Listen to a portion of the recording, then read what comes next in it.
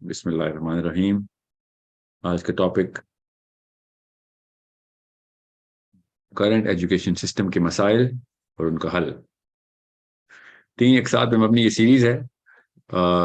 We going to try and keep it short, very acute session होने from perspective of human psychology, नफ्सियात, किस तरीके से नफ्सियाती तौर पर हम मरीज बना रहे हैं अपने बच्चों को।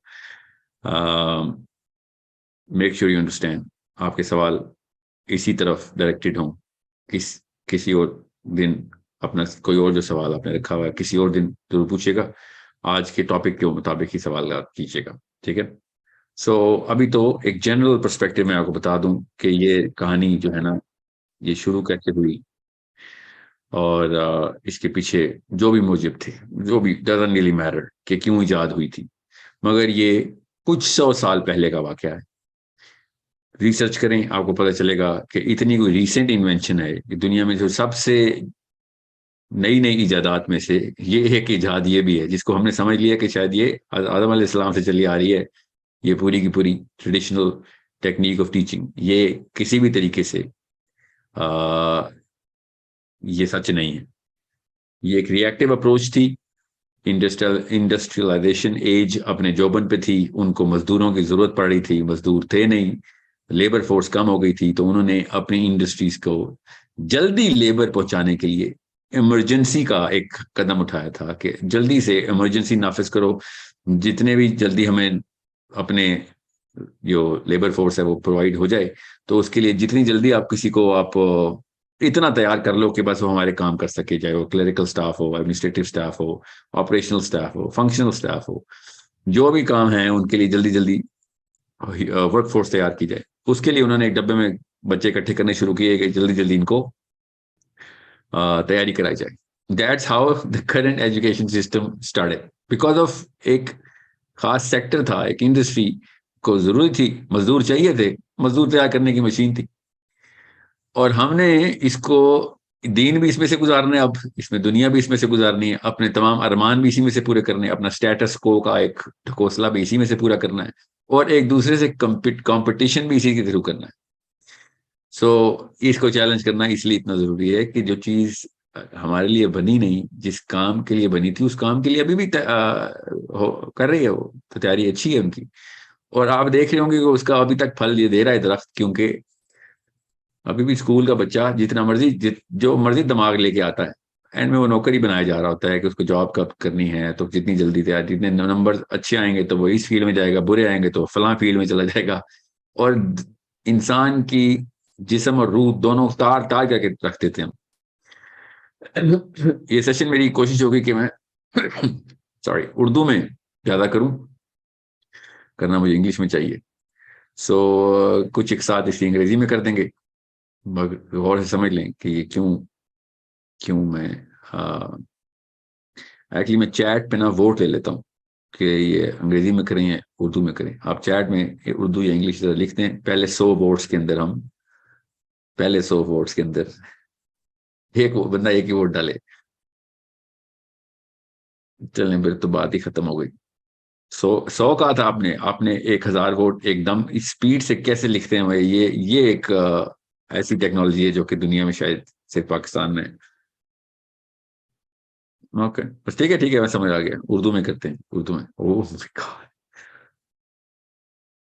मैं कोशिश करता हूँ कि अंग्रेजी के जितने भी, जिनको उर्दू बिल्कुल समझ नहीं आती, उनको इतनी समझ आ जाए कि मैं क्या कह रहा हूँ।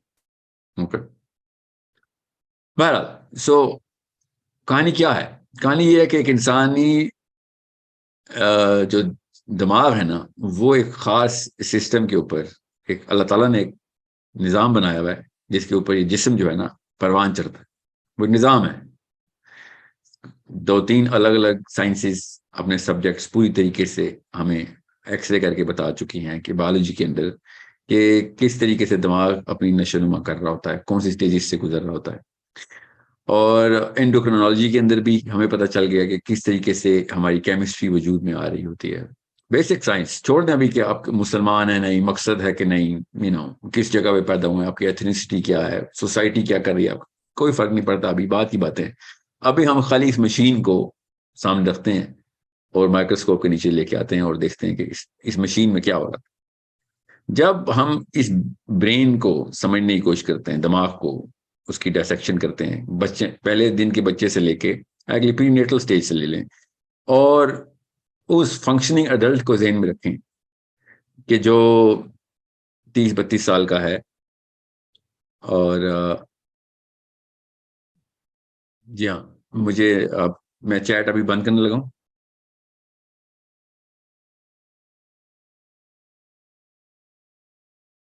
जी हाँ, मैं चैट डिसेबल कर दूँ थोड़ी देर के लिए।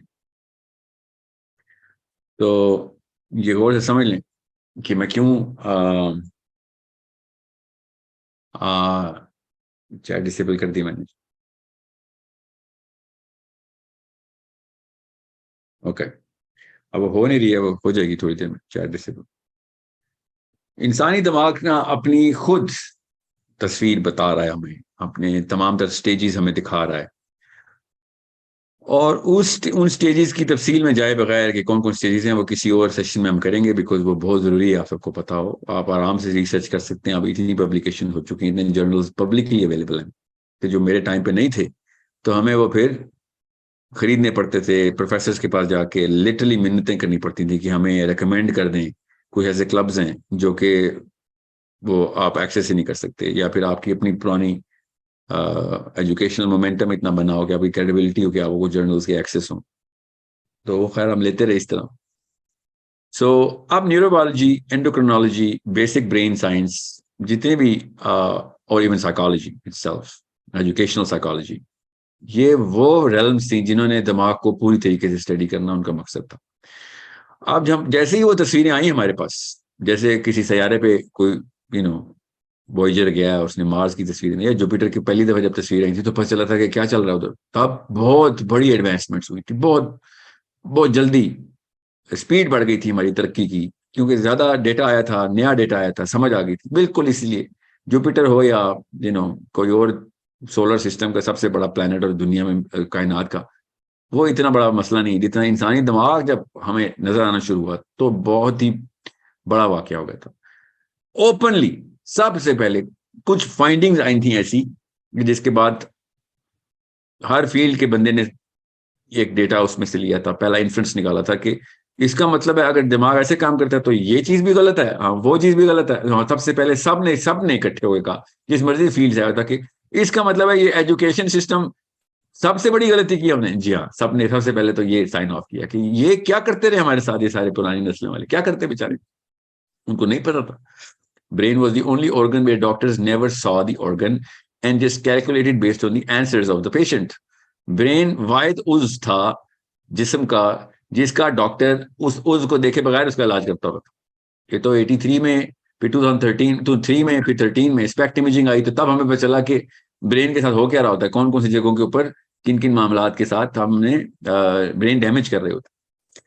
सो एजुकेशन सिस्टम ब्रेन बताएगा कि इसके ऊपर फोकस है ना, और तो कोई जिस्म का उस नहीं, इस पे एजुकेशन सिस्टम फोकस करता है, वो एक अलग बात है। अब आजकल का एजुकेशन सिस्टम जिस्म के बाकी के अज़ा भी टिकर करवा रहा होता है, जो हालात हो गए हमारे, मगर बना ये दिमाग के लिए था। ये एजुकेशन सिस्टम इसकी डेवलपमेंट के लिए बनाया था। किसी एक भी स्कूल के ओनर को ये कॉन्सेप्ट बेसिक्स है, जो हम बच्चे को भी पता होते, इस कॉन्सेप्ट के ऊपर उसने अपना स्कूल नहीं खोला दुनिया में। यहाँ पे नहीं खाली, यहाँ पे तो चलो सारे व्यापार है ना, वो तो आंटी और अंकल के वॉलेट को देख के स्कूल सिस्टम प्लेस करते हैं, यहाँ पे फ्रेंचाइज खोलो, यहाँ पे पैसे देने वाले ज्यादा है, या स्टफ लाइक दैट। ब्रेन, जो बच्चे का ब्रेन है, उसकी डेवलपमेंट के लिए ये सिस्टम नेचुरल डिमांड है हमारी। इसके लिए कोई रॉकेट साइंस में जाने की जरूरत नहीं। ओके, सो थोड़ा से समझ लें इस बात को कि आप लोगों ने एजुकेशन सिस्टम को कैसे देखें। तो हम मुसलमानों को तो पता होना चाहिए, क्योंकि हम तो पैदा ही मकसद के अंदर होते हैं, लाइफ ही मकसद के अंदर अंडर गुजारते हैं, और लाइफ एक खास डायरेक्शन के अंदर नहीं गुजरी तो हमें डिप्रेशन होती है, हमें तो पता है, क्योंकि कुरान कहीं से आयतें सुना रहा है, हदीस कहीं से रिमाइंडर्स दे रही हैं, औलिया उलमा सब के सब हमें एक बेसिक रिमाइंडर्स हर वक्त दे रहे हो, तो अल्लाह ताला उलमा के दर्जात बुलंद करे, पूरी पूरी उम्रें दे रहे हैं कि भैया मकसद से ना हट जाना। कुरान पाक सेंट्रल बुक है हम सब की, तो हमें तो कभी भी नहीं इस बारे में कंफ्यूजन और डिस्ट्रैक्शन होती है कि बच्चे के साथ हमने करना क्या है। हम कहीं ना कहीं से कोशिश कर रहे होते हैं, आड़ी तिरछी सही कर रहे होते हैं। एजुकेशन सिस्टम हमारे सामने हमारे बच्चे हाईजैक कर रहा होता है, और हमारे छोटे छोटे खुदा निकल आते हैं और वो ओके करते हैं, कमर पे थपकी देते हैं कि ठीक जा रहा है बच्चा, ठीक जा रहा है। क्यों? क्योंकि ये ए ग्रेडर है, और ये फिर ओ लेवल में ए ग्रेड, कितने एज आ गए हैं, ए लेवल में कितने एज आ गए हैं, फिर अब Cambridge, IB, Harvard, Yale, PhD, post doctorate, this thesis, that dissertation, everything. क्यों?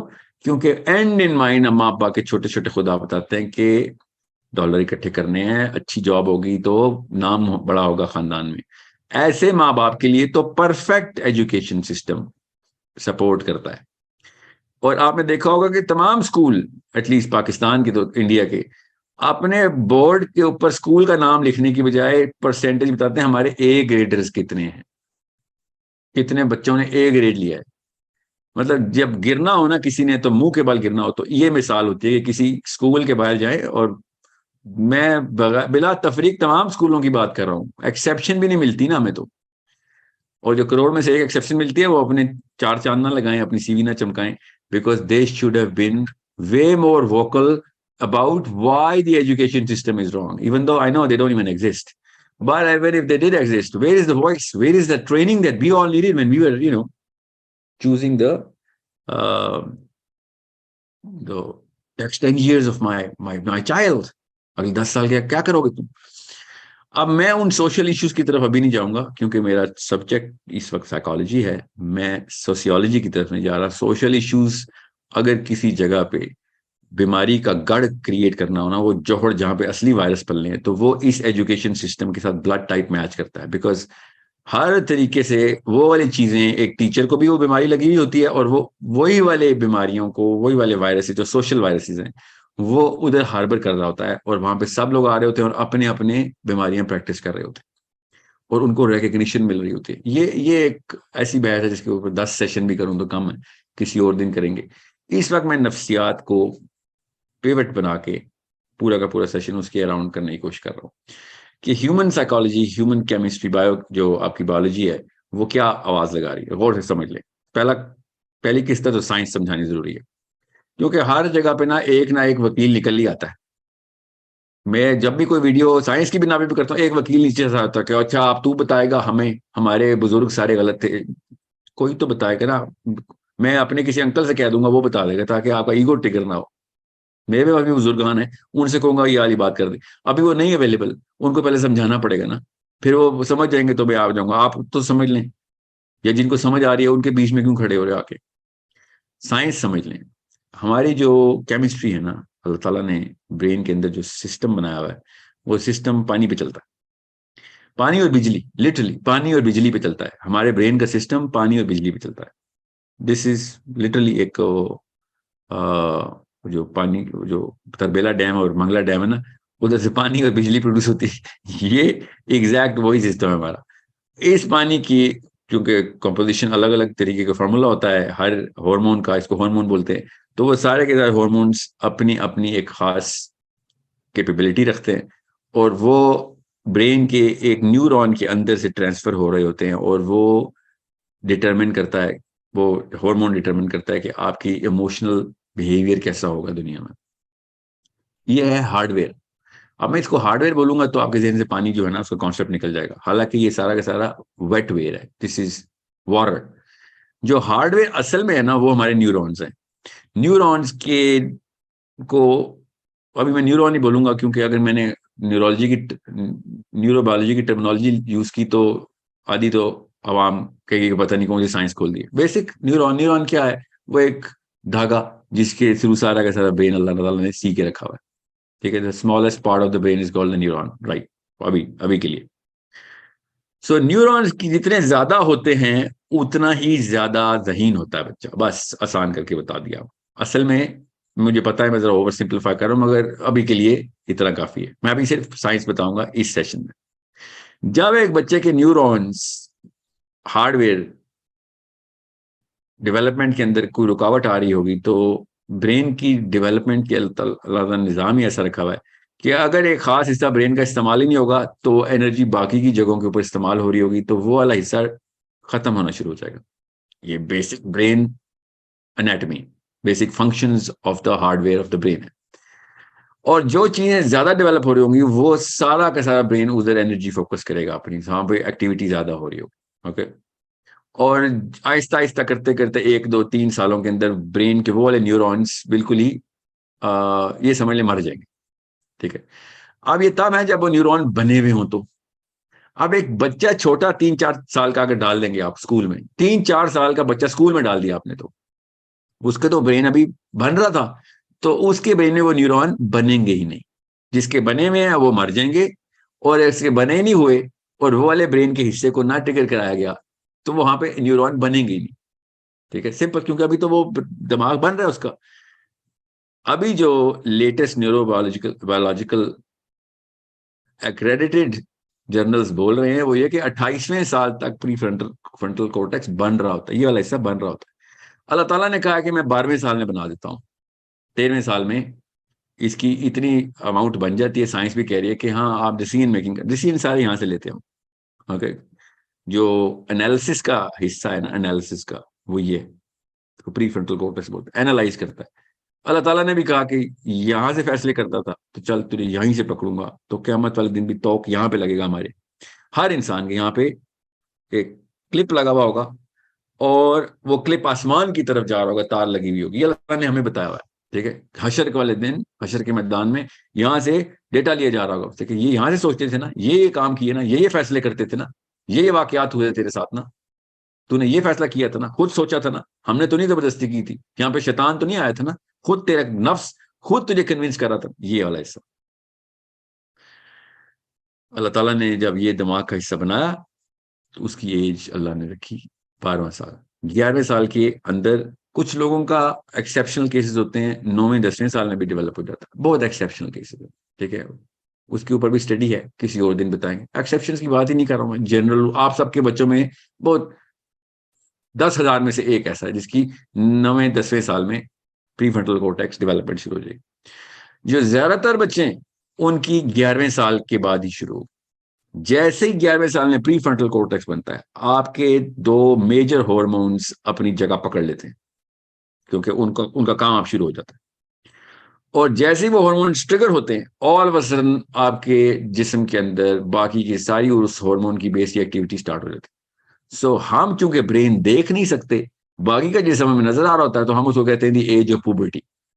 असल में यहाँ पे वाकया हो रहा है, मगर चूंकि नजर नहीं आ रहा तो हम उसके ऊपर काम नहीं कर रहे। असल में यहाँ पे वाकया सेटिस्फैक्ट्री लेवल पे नहीं होता, और वो बच्चा फिर यहाँ के उस से डिसीजन सही नहीं कर सकता, या बहुत ही अच्छे ले रहा होता है मगर बाकी के मामला उसके खराब हो रहे हैं, जो भी सिचुएशन में होता है। या ये ठीक है और बाकी के हालात खराब है, या बाकी के हालात ठीक है और ये खराब है, मतलब इन अ जनरल इक्वेशन, तो वो फिर रिएक्टिव हो जाता है। और हर 2 नंबर साइकोलॉजिस्ट, चूंकि उसको ब्रेन स्टडी कराई नहीं जाती, वो तो साइकियाट्रिक मेडिसिन में कराई जाती है, तो वो कहता है टीनेजर है तो हाँ ये तो टेंट्रम्स थ्रो करेगा ही, इसके हॉर्मोन्स डेवलप हो रहे हैं। हालांकि उसको ये नहीं पता कि ये दिमाग कैसे डेवलप हो रहा है। हॉर्मोन्स तो पहले ही डेवलप थे, उनको जगह, उनको फंक्शनिंग लोब चाहिए थी, लोब अब बनना शुरू हुई है। अब वो लोब किसी काम से बन रही है, फ्रंटल लोब, वो काम नहीं कर सक रहा वो बच्चा, इसलिए वो इतना ज्यादा क्रैंकी और ग्रम्पी हुआ है और इतना ज्यादा इरिटेटेड रिबेलियस हुआ है। उसको अगर सही तरीके से चैनल किया जाता तो ये बेस्ट एज थी उस वक्त उसकी मोरालिटी को पूरी तरीके से एस्टेब्लिश कर देने की। अगर वो सही नहज पे ऑर्गेनिकली डेवलप हो रहा होता तो ये है वो असली मोमिन जिसने सबसे पहले सबसे बड़े सवाल करने थे, क्योंकि एकदम डेटा आता है 1 साल के अंदर अंदर 23% ऑफ द ब्रेन एकदम डेवलप हो जाता है 1 साल के अंदर अंदर। इससे बड़ा वाकया पूरे के पूरे बायोलॉजी में नहीं है कि जब एक ह्यूमन मैमल का प्री फ्रंटल कॉर्टेक्स डेवलप होता है। अब जाहिर है पूरा का पूरा तो नहीं डेवलप होता, मगर इतना हो जाता है कि यू हैव नो आइडिया किस लेवल पे उसकी मेटामॉर्फोसिस बिगर चेंज क्रिएट हुई है। वो इंसान ही कोई और था, शख्सियत ही कोई और थी, उसके अंदर के हालात, केमिस्ट्री कोई और थी। अचानक इन मैटर ऑफ डेज उसकी केमिस्ट्री बदल रही है, उसकी पर्सनैलिटी बदल रही है और उसकी पूरी हैयत तब्दील हो रही है। अब जो चेंज, वो नई पोजीशन के ऊपर आ रहा है, वो उस पोजीशन की डिमांड्स को सेटिस्फाई करने के लिए आप लोगों से चीखें मारता है। हम लोग पूरी नहीं कर सकते, हमें नजर नहीं आ रहा अंदर क्या हो रहा है, तो हम उसके अगेंस्ट रेजिस्टेंस देते हैं।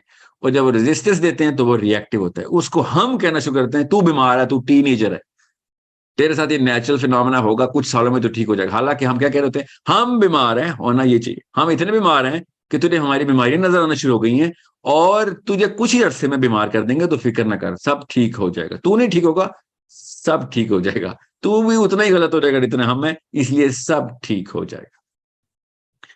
ये है असलियत टीनेज डिसऑर्डर की। जब आपका डॉक्टर या साइकोलॉजिस्ट बोले ना कि यार टीनेजर तो ऐसे ही करते ही हैं, तो वो ये बता रहा था कि मैं और आप तो एक इतने बीमार हैं, बच्चा भी बीमार करने के लिए 1-2 साल दे देते हैं, नहीं मानता तो सजा दे देना। जैसे कि किसी जेल में कैदी के साथ सलूक किया जाता है, बच्चा उस वक्त अपने ऊपर वो वाला सलूक समझ रहा होता। अभी मैं सिर्फ साइंस बता रहा हूँ, टॉपिक एजुकेशन सिस्टम में याद रखिएगा। अब आपको साइंस समझनी चाहिए कि ये ब्रेन के साथ हो क्या रहा है, दिमाग की स्ट्रक्चर हार्डवेयर से गुजर रहा है। अब वापस आए, ये क्लाइमैक्स बताना जरूरी था ताकि आपको पता चले पीछे से क्या होता आ रहा है। When a child is at day 1 and when the child is at day 1000 days के अंदर अंदर more than 80% of the brain's cells create neurons, 80% neuron 1000 दिनों में क्रिएट होते हैं। ओके, इसको फर्स्ट 3 years बोलते हैं, तो चलें फर्स्ट 3 years बोल लें। मगर 1000 दिन का ऐसा ग्राफ है कि जीरो से बिलियंस न्यूरॉन्स क्रिएट होने 1000 दिन के अंदर अंदर। कितना बड़ा वाक्य है। उस दौरान अम्मा का जो, वालदा का जो फर्ज है, वो आपको मैं बता नहीं सकता हूँ। पेरेंटिंग का इशू नहीं है, पेरेंटिंग का टॉपिक नहीं है मेरा मतलब है, इसलिए मैं इसको इस तफसील में नहीं जाऊंगा। हालांकि मेक और ब्रेक है, जितना मर्जी प्री फ्रंटल कोर्टेक्स बना लें, बाकी का हिस्सा बना ही नहीं हुआ तो प्री फ्रंटल कोर्टेक्स ने बेचारे ने क्या प्रोसेसिंग कर लेनी है। सो अगर बच्चा डम करना है तो ये पहले 1000 दिनों के अंदर कोई मेजर टीका लगा दें, डम हो जाएगा, परमानेंटली डम हो जाएगा। और अगर बच्चा इंटेलिजेंट करना है और उसका IQ 30 to 40 इंडेक्स पॉइंट्स के अंदर डिफरेंस में लेके आना है अपने और अपने हम असरों के, तो ये पहले 1000 दिन और 9वें साल से लेके 12वें और 13वें साल के बीच के ये 1000 दिन, 10, 11, 12, ये 1000 दिन और पहले 1000 दिन, ये 2000 डेज की वो जोन्स हैं कि आपका बच्चा या जीनियस हो जाएगा या परमानेंटली डम हो जाएगा। अच्छा बच्चा दोनों होंगे, बुरे बच्चे दोनों होंगे, अच्छे और बुरे की पर मत जाइएगा, ठीक है। पाकिस्तान नहीं खेल रहे हैं हम, इस वक्त साइंस बता रहे हैं। सो डम बच्चे भी तो अच्छे हो सकते हैं और इंटेलिजेंट बच्चे भी अच्छे हो सकते हैं, ठीक है। इस वक्त मैं आपको ये बता रहा हूँ हम डैमेज कैसे करते हैं। अभी मैं सिर्फ और सिर्फ IQ की बात कर रहा हूँ। अब आ जाएं EQ की तरफ, इमोशनली डैमेज कैसे करते हैं। जब आपके हॉर्मोन्स के जो ये सेंटर्स बन रहे होते हैं, सेंटर भी एक ब्रेन के हिस्से को ही कहते हैं, और भी जिस्म में हिस्से होते हैं हार्मोनल सेंटर्स के, इस वक्त मैं ब्रेन पे फोकस्ड हूँ, ठीक है। सो इमोशनल सेंटर्स जब बन रहे होते हैं, इमोशंस का मतलब होता है हॉर्मोन्स के सेंटर्स जब बन रहे होते हैं, तो उस दौरान अगर उसको वो वाली ऑर्गेनिक ग्रोथ नहीं मिल रही जो कि एक नेचुरल फ्लो में अल्लाह ताला ने तमाम तर अपनी किताब में वही डिमांड लिखी हुई, बताता हूँ आपको किसी और दिन कुरान पाक किस तरीके से ये कॉन्सेप्ट हमें बता चुका है, क्योंकि ये कॉन्सेप्ट कुरान पाक में एज इज है, हदीस में एज इज है, सीरा भरी पड़ी है, भरी पड़ी हुई है सीरा, किस तरीके से बच्चे की परवरिश करनी है organically. So 3-4 major hormones at play हैं। अगर वो 3-4 मेजर हॉर्मोन्स सही तरह डेवलप नहीं हुए और सही तरह डायरेक्ट नहीं हुए, दोनों बातें याद रखनी है आपने, सही तरह डेवलप नहीं हुए या सही तरह डायरेक्ट नहीं हुए, तो दोनों केसेस में आपने अबू जहल क्रिएट कर दिए, गारंटीड। क्योंकि अब मैं इमोशंस की बात कर रहा हूं, वो डम है या इंटेलिजेंट है, ये मैंने IQ के अंदर बात की, वो हार्डवेयर की बात है। जो जो आपके इमोशनल सेंटर्स हैं, वो अगर सही तरह क्रिएट नहीं हुए या फिर डायरेक्ट नहीं हुए, तो इतना सेल्फिश, सेल्फ सेंटर्ड, नार्सिसिस्टिक बच्चा आप पाल रहे हैं, या फिर इतना overly confident in terms where he is not supposed to be in, he's going against the scales of fairness, या फिर इतना अंडर कॉन्फिडेंट और इंफीरियोरिटी कॉम्प्लेक्स का बच्चा पाल रहे हैं। देखो एग्जैक्ट दूसरे दोनों स्पेक्ट्रम्स होते हैं कि उसके सेंटर्स डेवलप ही नहीं होने दे रहे और हो रहे हैं तो इतने मिसडायरेक्टेड है कि वो सेल्फ विक्टिमाइजेशन के अंदर घुस जाता है। इमोशंस ये काम करते हैं, ये दोनों काम यकमुश्त करने की मशीन को पाकिस्तानी अम्मी बोलते हैं या पाकिस्तानी अब्बू। और इसको तेज करने की मशीन को पाकिस्तान की उस्तानी बोलते हैं। ये दोनों IQ डैमेजिंग, EQ डैमेजिंग और मोरालिटी क्रैश कर देने का कोर्स कराना हो तो हम एजुकेशन सिस्टम के अंदर ये 3 मोहरे छोड़ दें। 3 मोहरे कौन है? 3 मोहरे हैं अम्मी, अब्बू और मैडम।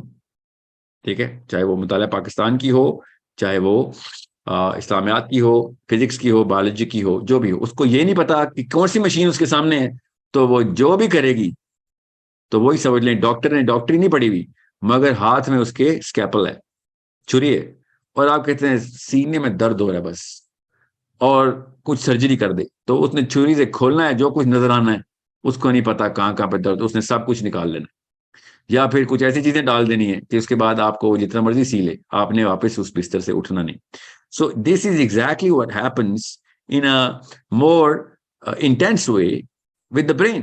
दिमाग के साथ जब हम करते हैं काम, तब चूंकि दिमाग के ना मसाइल होते ऐसे हैं कि जब दिमाग ये वाला ऐसा उज्व है, बाकी के जितने भी उज्व है ना, वो मसला करें तो मरीज को दर्द होता है। ये याद रखिएगा, तकलीफ होती है, दिक्कत होती है।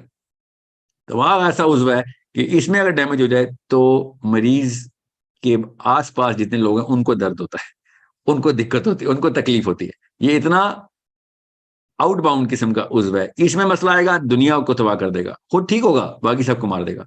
और बाकी उस जितने हैं कि जिसमें मसला आएगा तो दुनिया ठीक रहेगी, ये खुद बेचारा गया, चाहे गुर्दे हों, दिल हो, मैदा हो, फेफड़े हों, जो भी उज्व हो, ये मरीज को खुद डैमेज करता है। और दिमाग जब खराब हो जाए तो लोगों को डैमेज करता है, बीवी को डैमेज करता है, शोहर को डैमेज करती है, बच्चों को डैमेज करता है, बॉस को, सबॉर्डिनेट्स को, रिश्तेदारों को, दोस्तों को। ये वो इमोशनल साइड बता रहा हूं।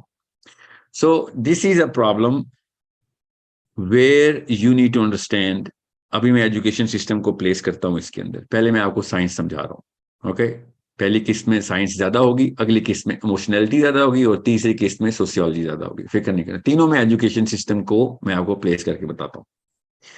अब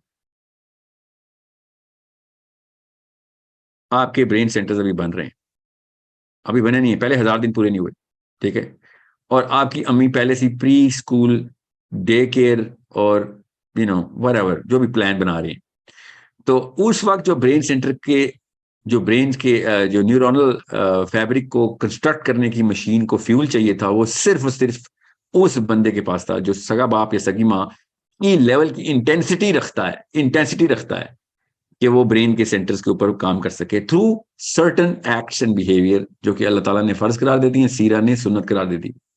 वो अगर नहीं पूरे हो रहे तो आपके न्यूरॉन्स डेवलप ही नहीं हो रहे। सिंपल, आप साइंस के थ्रू बता रहा हूं आपको, मैं तो मुसलमान हूं इसलिए मैं आपको बता रहा हूं, अल्लाह और उसके रसूल ने पहले ही बता दिया था। मगर चले आप मुसलमान नहीं है, ये आप समझते हैं यार मौलवी वाली बात ना कर, तो चले गूगल करें, शाबाश, देखे न्यूरॉन्स डेवलप कैसे होते हैं बच्चे के, आपको पता चलेगा न्यूरोनल डेवलपमेंट फैक्ट्री में 3 मेजर हॉर्मोन्स का काम है, ओके।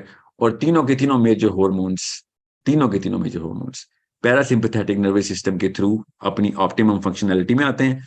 और अगर वो nervous system sympathetic nervous system है, जो कि मतलब है कि ऐसा है जिसमें इनसिंसियरिटी का, केयर फ्री का, लैक ऑफ अटेंशन का, लैक ऑफ फिजिकल अफेक्शन का 100% उस मॉडल के ऊपर, जिस मॉडल में बच्चा खुद जिस्म, बाकी का जिस्म कह रहा है कि मुझे पालो, उसकी बजाय अम्मा कह रही नहीं मैं तुझे पालूंगी, मुझे मेरा जो जिस्म कह रहा है मैं उस पर तुझे ढालूंगी, तो फिर आप उस नर्वस सिस्टम को ही नहीं आपने ट्रिगर किया जिस नर्वस सिस्टम में उसकी ग्रोथ होनी थी।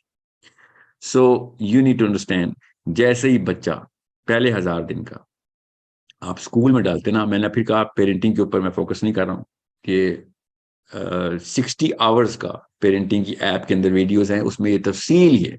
आई थिंक 4 आवर्स का सेशन है खाली पहले 1000 दिन के ऊपर, 4 आवर्स की टोटल डेप्थ है, स्लाइड चल रही है। वो अब जब ऐप आएगी इंशाल्लाह उसमें चलिए, या फिर हम एक और यूट्यूब चैनल ने मुझे अभी कॉन्ट्रैक्ट किया है कि आप पेरेंटिंग का टोटल चैनल हमारे साथ खोल लें, तो अगर वो साइन अप हो गया इंशाल्लाह भी उसमें आ जाएगा। अभी आपको हमने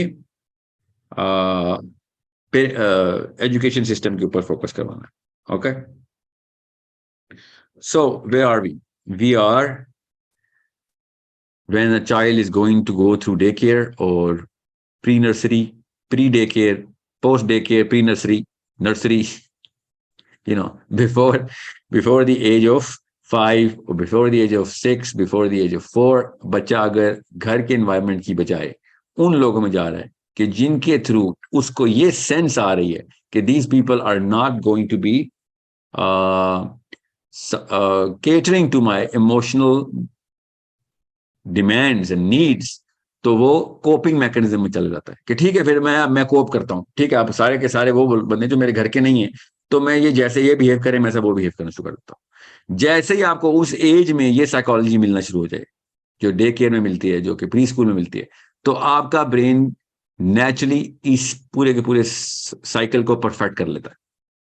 आप फिर सारी उम्र इसी साइकोलॉजी के अंदर रहते हैं कि जो कुछ चल रहा है बस वही चलते रहना है, और जो भी अथॉरिटी फिगर आपके ऊपर आएगा उस वक्त आपने उसको वही वाला मनसब देना होता है कि जो असल में आपके अम्मा अब्बा का मनसब था। और एक्चुअली में यहाँ पे मनसब प्रैक्टिस करने के लिए अल्लाह ने मना किया हुआ है, मगर मैं चूंकि प्रैक्टिस कर रहे हैं हम सारे घर में, इसलिए बता रहा हूँ।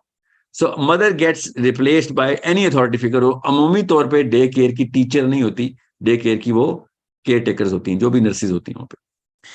सो होता क्या है कि असल में यहाँ पे वो जो मनसबदारी है ना, वो अल्लाह ताला ने मना की हुई थी। यहाँ पे सिर्फ अफेक्शन एंड अटेंशन देनी थी। ये नर्सिंग की एज है बच्चे की, यहाँ पे हायरार्की देनी ही नहीं थी। जैसे ही आप अदर देन सिबलिंग्स उसको डेली एक्सपोजर देना शुरू कर देंगे तो हायरार्की में एंटर हो जाएगा। और अगर आपका ब्रेन उस वक्त हायरार्की में एंटर हो गया कि जिस एज में ब्रेन अभी बना ही नहीं हुआ, तो फिर आप वो हायरार्की कभी भी नहीं टूटनी। एक्चुअली वो तो छोटा मसला है कि हायरार्की ना टूटे, वो हायरार्की की बेस के ऊपर जो हायरार्की है उसी के कंपार्टमेंट्स, जो demand of top of the hierarchy है वही डिमांड पूरी करने के लिए ब्रेन के जो कंपार्टमेंट्स चाहिए वही पूरा कर रहे होंगे। That's it. In other words, you are doing the exact opposite of what the brain actually required. Brain के सारे लोब्स यकमुश्त डेवलप करने जरूरी थे। अब मसला यह है कि उस एज में तो लोब्स ही नहीं बन रही, अभी तो आपका बेसल गैंग्लिया प्रोड्यूस, उसके ऊपर आउटर रिंग बहुत ही क्रूड फॉर्म में थोड़ा थोड़ा करके न्यूरॉन्स बना रही है। उस दौरान उसको माँ और बाप की सेल्फलेसनेस, टोटल अटेंशन, बिल्कुल बादशाह सलामत की तरह की ट्रीटमेंट चाहिए थी। लिटरली बादशाह की जिस तरीके से कनीज होती है वो भी कम सर्विस देती है, जिस तरीके से माँ अपने बच्चे को सर्विस देती है, बाप अपने बच्चे को सर्विस देता है। फिजिकली अफेक्शनेट, हर वक्त सीने से लगा के रखना, जब भी उसको कोई मसला उसी वक्त भाग के उस वक्त पहुंच जाना। This is the first 3 years that human brain, ये कोई नखरा नहीं है इंसानी बच्चे का, ये उसकी जरूरत है। इसके पीछे बहुत बड़ी साइंस है जो कुरान पाक से साबित है। हमारा जो इकोसिस्टम का सीडीपी है ना, सबसे पहले हमने बायोलॉजी कॉन्सेप्ट डेवलपमेंट प्रोग्राम, तो बायोलॉजी के अंदर जो हमने सीडीपी रन किया था, तो वो आपने उसकी, अल्लाह करे मैं वीडियो रिलीज कर सकूं आपके सामने, उनकी मीटिंग्स। इंसान वाहिद जानवर एनिमल किंगडम के अंदर आया है, इंसान एक वाहिद मखलूक है जो जानवरों के फाइलम में से जो भी मैमल्स हैं, तो मैं इंसान को जानवर नहीं कहना चाह रहा हूं क्योंकि इंसान जानवर नहीं है। बहरहाल इन बायोलॉजी तो हमारी मेक वही है जो कि बाकी के एनिमल्स की है कि हम भी मैमल्स हैं, हम भी खाना खाते हैं, हमारा भी वही ऑर्गेनिक ग्रोथ होती है, हम ऐसे करके नहीं दुनिया में आ जाते हैं, हम प्रॉपर एक प्रोसेस से एडल्ट बनते हैं। सो इंसान में वाहिद मखलूक है मैमल्स के अंदर जो कि प्री मेच्योर बर्थ लेता है। यहां से आपको समझ आएगा एजुकेशन सिस्टम को मैंने कैसे कनेक्ट करना है। दुनिया का कोई भी मैमल इतना कम अरसा अपनी माँ के पेट में नहीं रहता। दुनिया में कोई भी जानवर दुनिया में आता है तो आते ही अपने पैरों पे खड़ा हो जाता है और चलना शुरू कर देता है। देख लें आप, सिवाय इंसान के बाकी के सारों का, इसको एक खास पीरियड बोलते हैं बायोलॉजी में, वो पीरियड इतना थोड़ा है इंसान का कि जिसमें इंसान की डेवलपमेंट नहीं हुई होती। नेचुरल रिक्वायरमेंट में 2.5 साल, बायोलॉजी की रिक्वायरमेंट में 2.5 साल माँ के पेट में रहना चाहिए था बच्चा, मगर 9 महीने के बाद इंसानी बच्चा दुनिया में आता है और वो कहता है कि आप ये 2.5 साल पूरे करके दो। और साल, 1.25 साल इस तरह की जेस्टेशन पीरियड्स बाकी के मैमल्स के अंदर हम देखते हैं, और निकलता है और कहता है कि खाना दो बस, बाकी जो आप खा रहे हैं हम भी वही खाएंगे। गाय का बच्चा भी कहता है अम्मी जो आप खा रहे हैं हम भी खा लेते हैं। इंसानी बच्चा ऐसे नहीं कहता। घोड़े का बच्चा ही कहता है किधर जाना है चलो पीछे पीछे, मैं आप आगे के चले मैं पीछे पीछे चलता हूँ। देखे था बाकी के मैमल्स। और इंसान क्या करता है कि मुझे तो यही नहीं पता तुम लोग कौन हो, मैं किधर आ गया हूं। खाने का मतलब क्या होता है, चलने का मतलब क्या होता है, ये ही is an alien in this planet because we are all behaving in a totally different way and this child doesn't even know what behaviour is. गौर से समझें, ये वो 1000 दिन थे जो कि आपने पूरे करने थे, और आपने उन 1000 दिनों में से 600 दिन काम वाली को दे दिए, 200 दिन डे केयर की टीचर को दे दिए, बाकी के 85 दिन साल के क्लास टीचर को दे दिए। ये वो 1000 दिन है जो कि आपके दुनिया में सारे के सारे मैमल्स माँ के अंडर पलते हैं, और हमारे बच्चे यू नो टीचर और डे केयर और बीकन हाउस सिटी स्कूल की अम्मियों के अंडर पलते हैं। So you need to understand how big of a problem that that this whole science is against. अभी मैं एजुकेशन सिस्टम में एंटर करने के लिए day care, grade 1, kindergarten, pre school, pre nursery, ये सब अम्मियों से बात कर रहा हूं कि खुदा का वास्ता है उसके हार्डवेयर के साथ डैमेज करना बंद कर दें।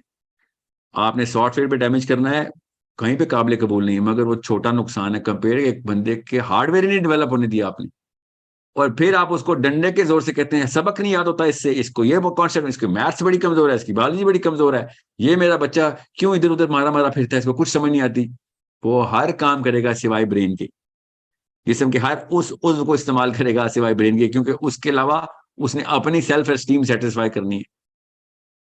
वो भागेगा कोने खुदरों में, अम्मा अब्बा के खिलाफ सबसे बड़ी साजिश करेगा, क्योंकि अम्मा अब्बा सिंसियरिटी में कहते हैं यार मैं जो भी हुक्म दे रहा हूँ तेरे ब्रेन के लिए हुक्म दे रहा हूँ, और वो बच्चा कहता है अम्मी सारा कुछ किया आपने सिवाय मेरे ब्रेन डेवलप करने के लिए, तो हुक्म सारे ब्रेन के लिए क्यों दे रही, टांगों के लिए हुक्म दे, कहीं तेज भाग के दिखा देता हूँ आपको, कोई हाथों के लिए हुक्म दे, वजन उठा के दिखाता हूँ, और तो कुछ नहीं छोड़ा आपने इस काबिल मुझे कि मैं ब्रेन का जो उस हिसाब से काम डेवलप किया है उसके हुक्म क्यों जारी कर रहे हो मेरे ऊपर।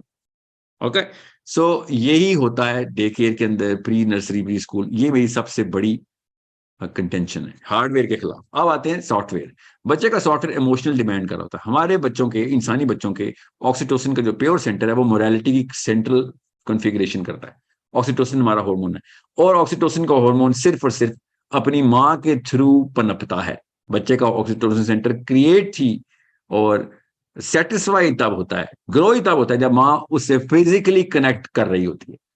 फिजिकली कनेक्ट नहीं करती तब भी ऑक्सीटोसिन फ्लो हो रहा होता है उसका, उसकी प्रेजेंस में, माँ की प्रेजेंस में, छोटे से इन्फेंट का, मगर उसका जो कंस्ट्रक्शन है ऑफ दिस होल हार्मोन वो माँ की फिजिकल प्रेजेंस से होता है।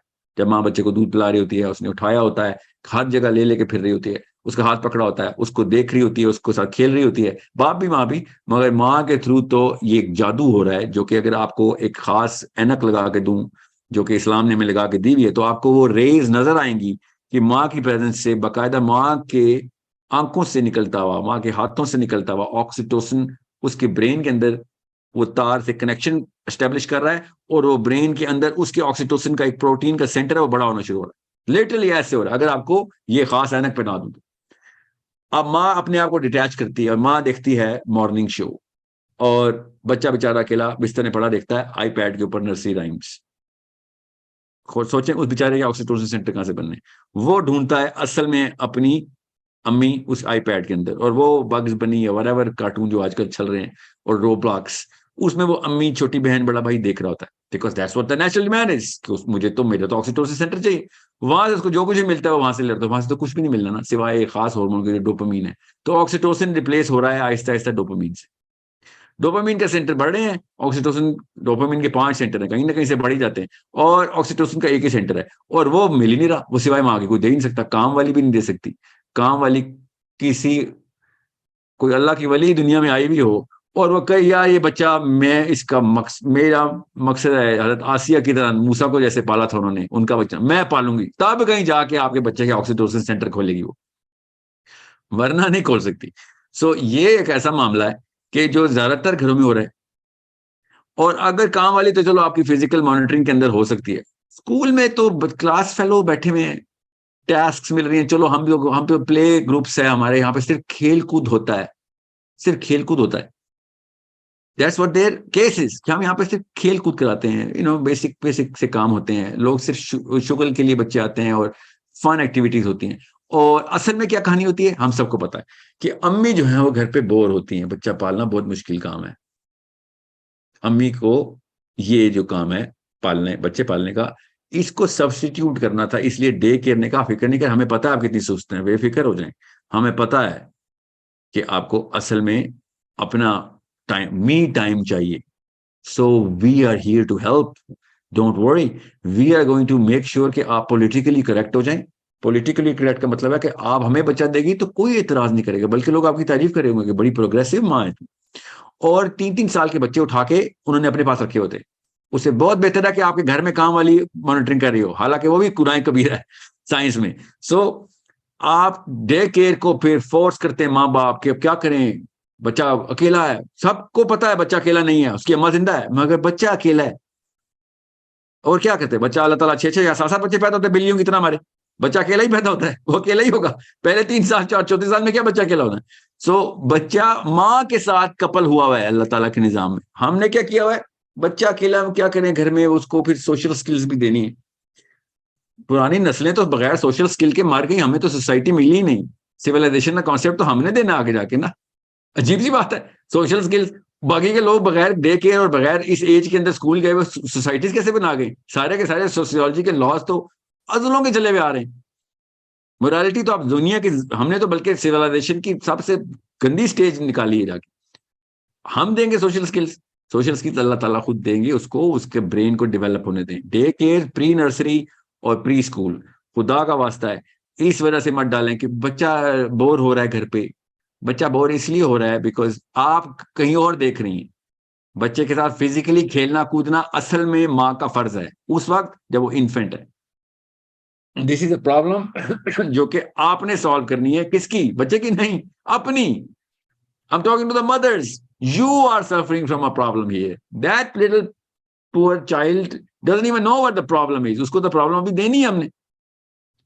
सो अपने आप को पूरी तरीके से इन्फेंट्स के ऊपर डायरेक्ट, पहले 1000 दिन का माइलस्टोन मिस कर दिया आपने, तो फिर मत रोइएगा कि बच्चे के साथ बाद में लाइफ, पूरी लाइफ में क्या हो रहा है।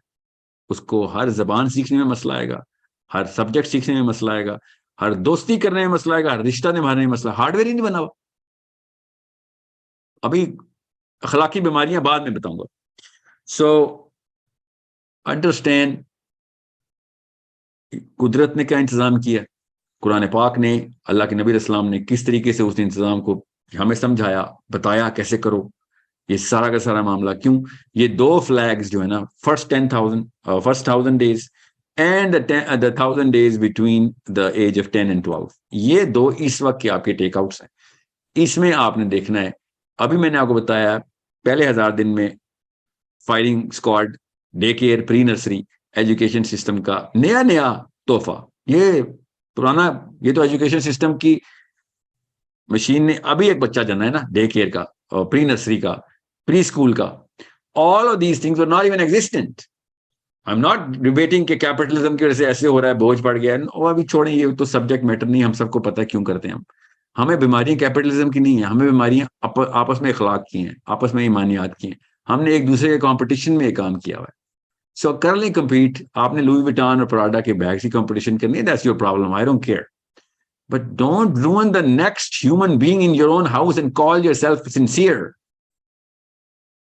उसके साथ हार्डवेयर डैमेज तो मत करें, क्योंकि आप उसी स्टेटस को के पीछे इसको प्री नर्सरी में डाल रहे हैं। Because I am preparing my child for whatever big Harvard and Yale and whatever benchmarks that you set, even though 4 साल का बच्चा है वो भी हार्वर्ड एंड जेल की बातें करना बहुत बात की बात है। We all know why we do this to our kids. We all know that. We are just, बस खुद आंखें बंद की हुई हैं। दोनों एक जितने बीमार होते हैं, बताते नहीं कितने बीमार हैं। 2 बीमार मिलते हैं तो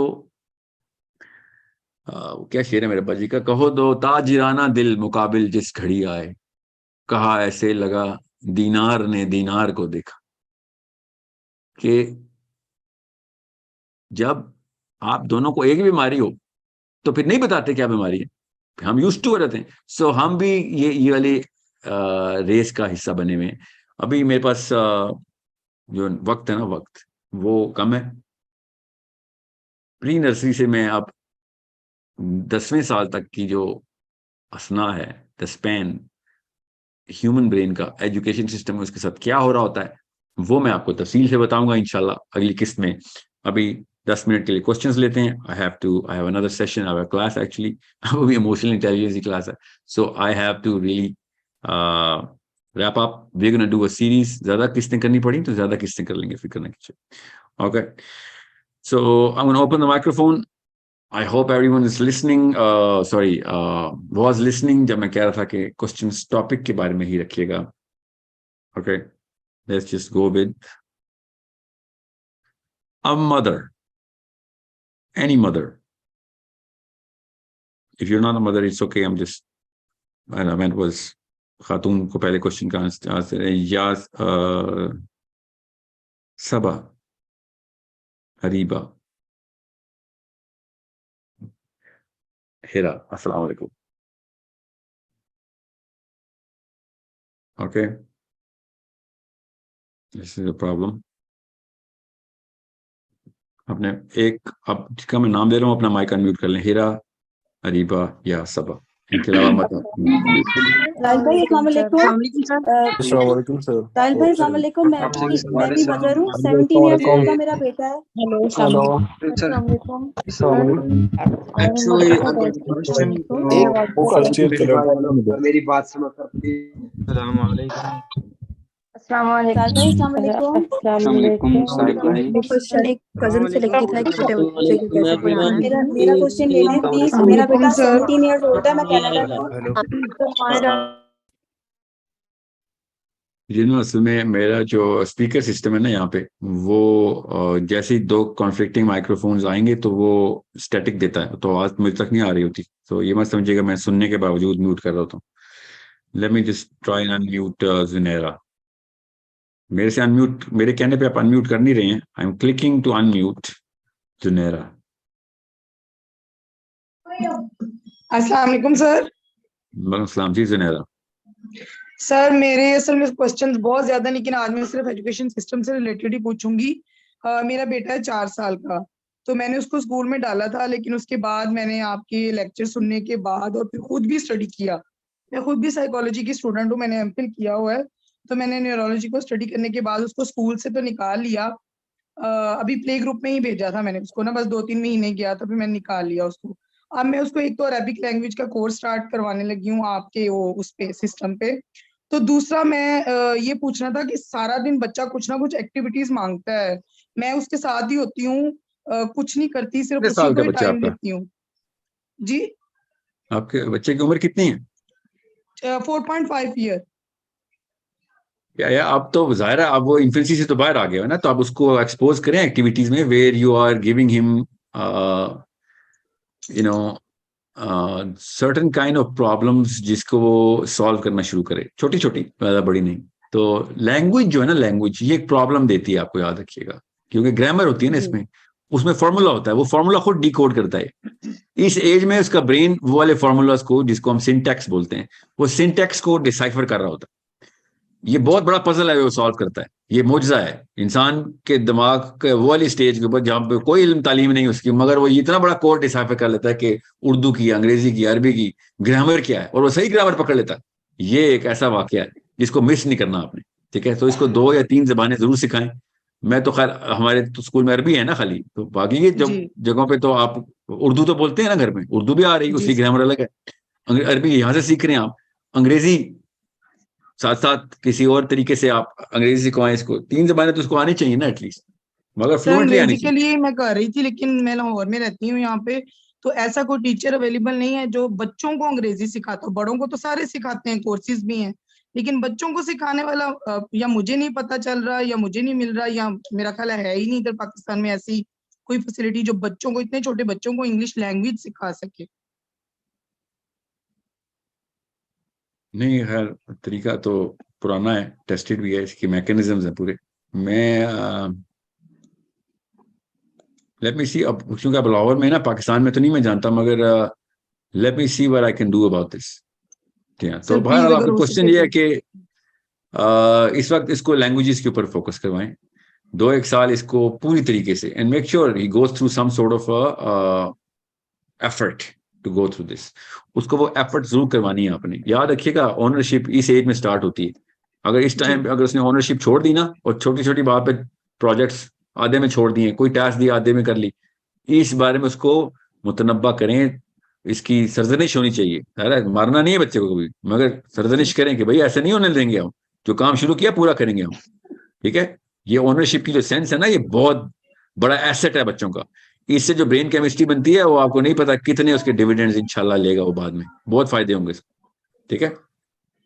तो सर फिर So- मैंने एक बात और पूछनी थी कि अब इतना छोटा बच्चा, मैं उसको मोबाइल पे ही करवाऊंगी ये अरेबिक लैंग्वेज का, तो वो इतनी देर, जितना भी आपका वो टाइमिंग है उसकी कोर्स की, तो वो इतनी देर के लिए बैठ जाएगा मोबाइल पे? क्योंकि मैं उसको मोबाइल नहीं देती अभी, बिल्कुल नहीं भी तो वो आप नहीं यूज करता। नहीं, मोबाइल पे हो या लैपटॉप पे हो, आपने वो आधे घंटे की क्लास और जो उसके अंदर एक्टिविटी बनाई जाती है ना, वो एक्टिविटी तो घर के अंदर करनी होती है ना उसने, क्लास खाली आधे जी घंटे में उसने अटेंड करनी है, बाकी तो जी उसको नहीं इतना सर, एक मसला मेरी मोबाइल का बेटी नहीं होता, 11 साल मसला की, उसका मोबाइल पे जो क्वेश्चन है एक्टिविटी प्लीज। होती है ना उसका होता है। मोबाइल में जी एक नुकसान है, आंखों के ऊपर स्ट्रेस आती है, वरना मोबाइल में जो वीडियो गेम्स और ये इस एज में डाल देंगे ये मसला करेंगे। ठीक है। सो वो कंट्रोल करें। मोबाइल इटसेल्फ तो कुछ भी नहीं करता, मोबाइल के साथ अगर कोई ऐसी एक्टिविटी की जाए जिससे ब्रेन इन्वॉल्व हो रहा हो तब देखना पड़ता है कि क्या एक्टिविटी है। ठीक है। I hope you got the bigger part of your question answered. जी, let's go to a boy. Salman, अस्सलाम वालेकुम। सलमान, अस्सलाम वालेकुम। हेलो, अस्सलाम वालेकुम। वालेकुम सलाम व रहमतुल्लाह। जी sir, I have been trying to talk to you since so long, शुक्र अल्हम्दुलिल्लाह मुझे बात हो रही है। अच्छा sir, regarding the education system, मैंने आपके इकोसिस्टम में एप्लीकेशन दी हुई है। I am trying to be a teacher for you. Political science और मैथ्स का मैंने ऑप्ट किया हुआ है, लेकिन अभी तक उसका रिस्पॉन्स नहीं आया। तो एक तो ये है, and secondly I have been thinking to create an education system, लेकिन when I got to know कि आपका ecosystem इसी चीज पर काम कर रहा है, so I wanted to become a part of this। तो इसके बारे में मैं आप क्या कह सकते हैं मुझे? रमजान के अंदर हमने एक वर्कशॉप रखी हुई है तमाम टीचर्स के साथ।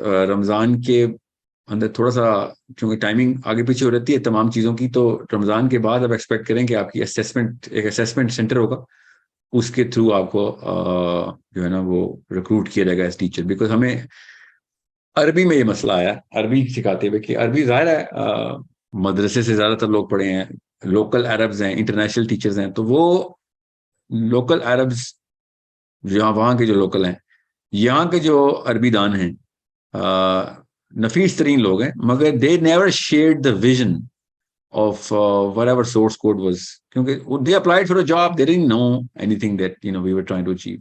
और स्टूडेंट्स जितने भी थे ना इकोसिस्टम में ज्यादातर वो एक खास विजन के साथ आए हुए। तो हुआ ये कि स्टूडेंट्स ने आके सबसे पहले कंप्लेन की कि सर हम अरबी इसलिए सीख रहे हैं क्योंकि हमें वो मकसद पूरा करना है जिसकी वजह से अरबी आपने हमें कन्विंस किया है, एंड वी एग्री। मगर टीचर उस विजन पे नहीं है कि जिस विजन पे हम आए हुए थे। And I keep on telling everyone who is going through problems in ecosystem in terms of कि टीचर वो वाला विजन मकसद, टीचर खाली जॉब कर रहे थे, खैर है उसको जॉब करने दें, वो जॉब कर रहा है। ग़ज़वा बदर पे नबी अस्सलाम ने क्या कहा था? कुफार से कहा था कि इनको लिखना पढ़ना सिखाओ, ये तुम्हारा रैंसम है। ठीक है। अरबी इज अ स्किल, उस स्किल को आपने अपने मकसद के लिए एज एन एसेट यूज करना है। मैं अपने तमाम स्टूडेंट्स को बता रहा हूँ जो इकोसिस्टम में है कि टीचर से विजन एक्सपेक्ट न करें, उससे कॉम्पिटेंस एक्सपेक्ट करें। वहां पे मसला आता है हमें बताएं, ठीक करते हैं। मगर अगर आपको ये मसला आ रहा है कि टीचर तो वो इस्लाम का या वर्ल्ड व्यू से कोई और है, हम किसी और से हैं, तो आप उसको सिखाएंगे वर्ल्ड व्यू बाद में, फिक्र ना करेंगे। इस वक्त सिर्फ स्किल लें आप।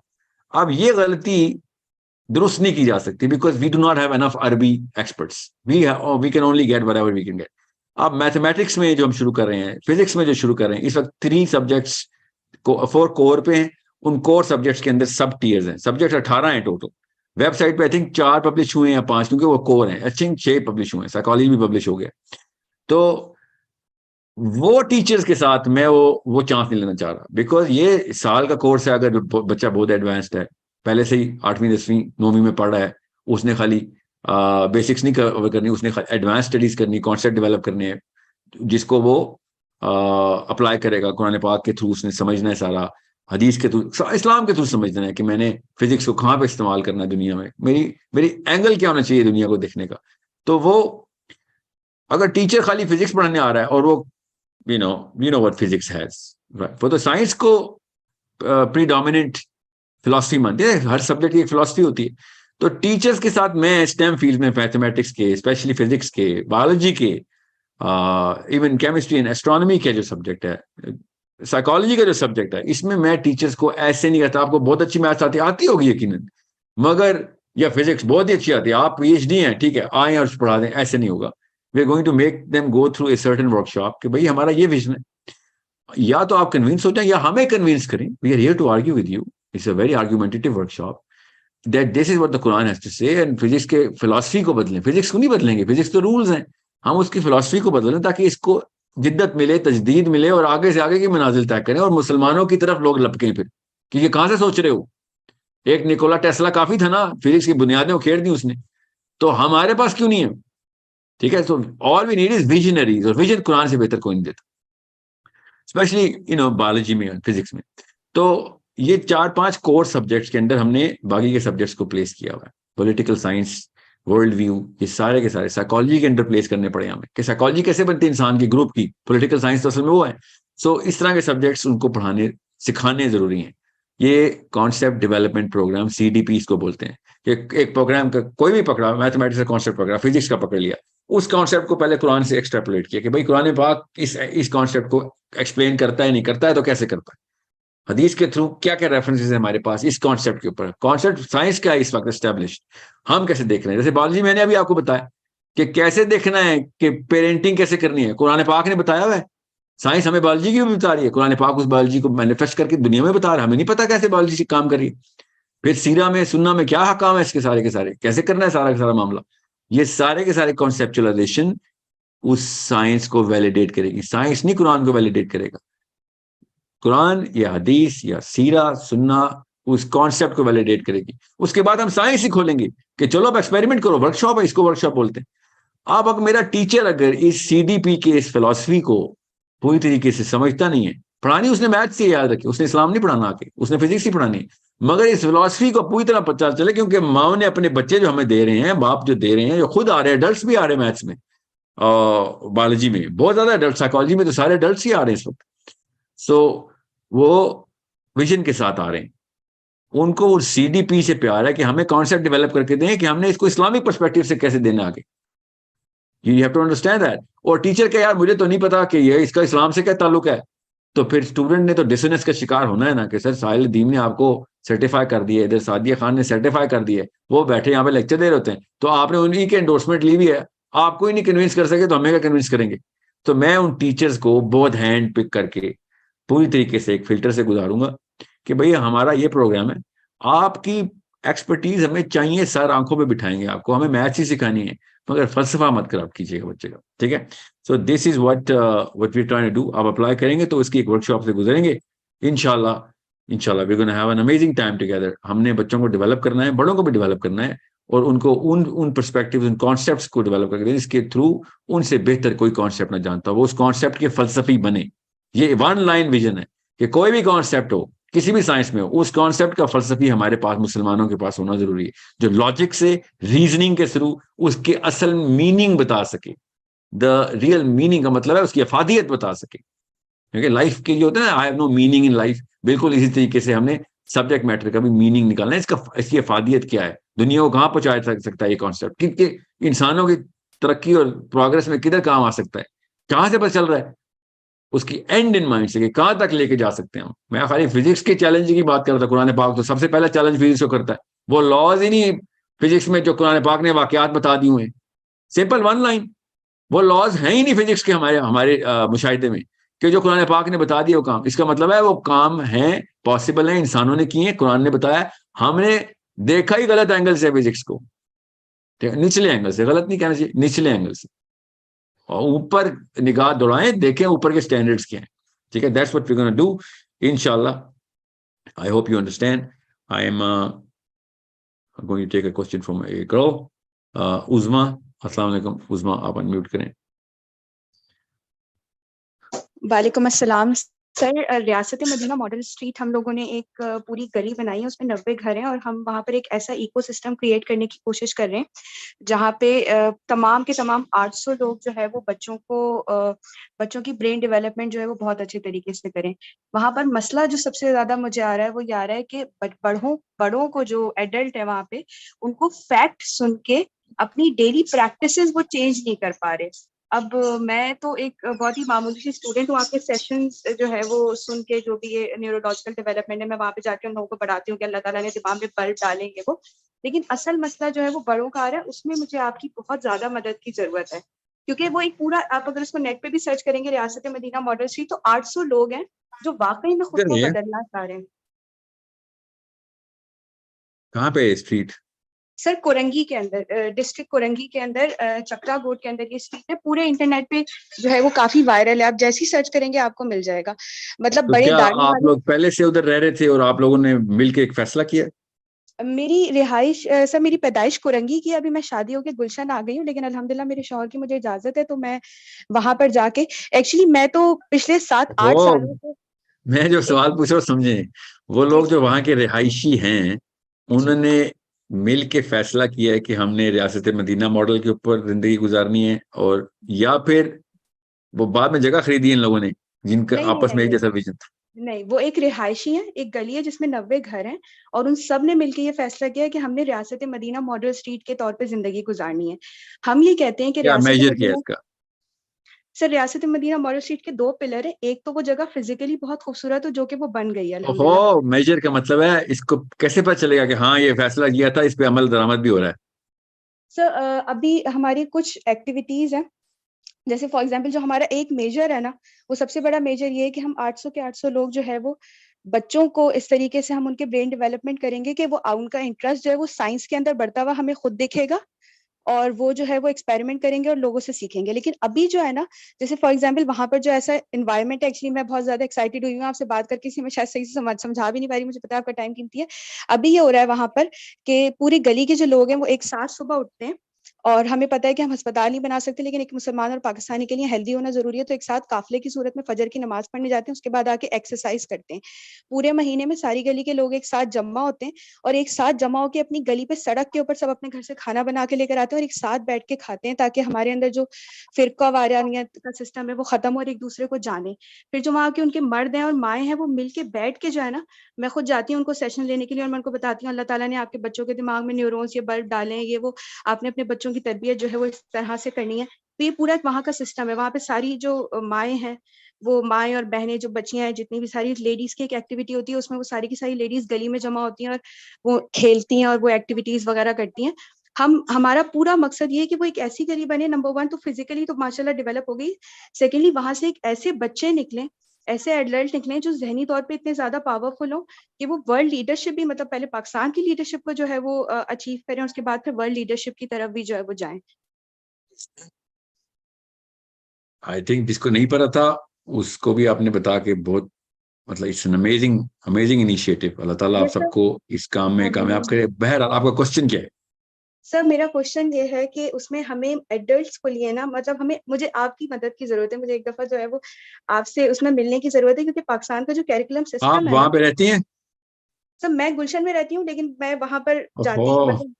जी आपका कोई कोई डिसीजन है उधर, कोई इन्फ्लुएंस है उन लोगों पे? जी जी सर, सारा का सारा इन्फ्लुएंसर मतलब अल्लाह का है, और अल्लाह के बाद अल्लाह के इख्तियार में जो है वो मेरा है।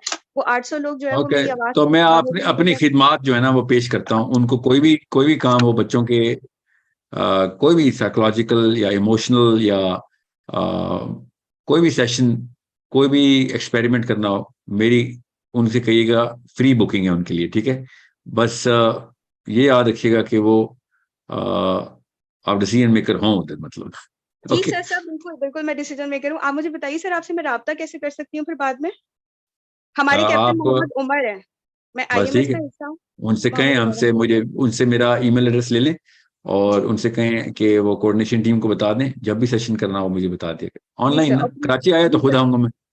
जी सर, कराची आए तो मैं चाहती हूँ आप विजिट करें, क्योंकि मेरा मकसद यही है कि 800 लोग जब तैयार हो जाएंगे ना, हाँ, उसके मेरे बाद लायक में कि कोई वो। खिदमत तो आपने बतानी है, ये मत रास्ते मदीना का नाम ले लिया, काफी है मेरे लिए। ठीक है, जी सर, सर प्लीज आप इसको इंटरनेट पे सर्च लाजमी कीजिएगा, आपको फौरन से मिल जाएगा। चलो ठीक डॉन जियो सबकी कवरेज है। है। ओके ठीक है सर, थैंक यू सर। जी, बहुत शुक्रिया। Okay, guys, let's just call it a day. I have 3 minutes. Let me just take one last question. Last 3 minutes. One boy. One boy.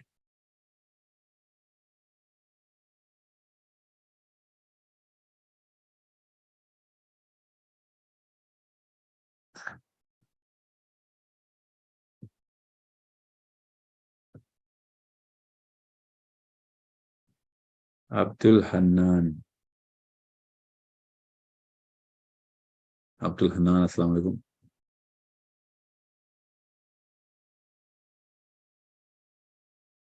Shayan,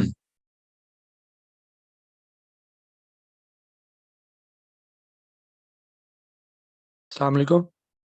वालेकुम सलाम जी। Sir मेरा question ये है कि आप कहते हैं कि इंटेलेक्चुअलिज्म के ज़रिए हम अपर हैंड हासिल कर सकते हैं, लेकिन don't you think that fascination for intellectualism is dying day by day across the globe? So even if we get upper hand, then what will be like a benefit of it? हमारी ना neuro chemistry design ऐसी हुई भी है कि हम हम हम अपने आप को अपने से ज्यादा वाइज बंदे के ताबे करते हैं खुद, मतलब अपने आप को हवाले कर देते हैं उसके, जो सबसे ज्यादा वाइज होता है। So there is no way that human chemistry can actually, मतलब you can not have this fascination dying day by day. You are already, जिसने भी ये मफरूजा निकाला हुआ है कि ये केमिस्ट्री चेंज हो रही है, तो वो खुद ये क्लेम कर रहा है कि मेरे ताबे आओ, समझे?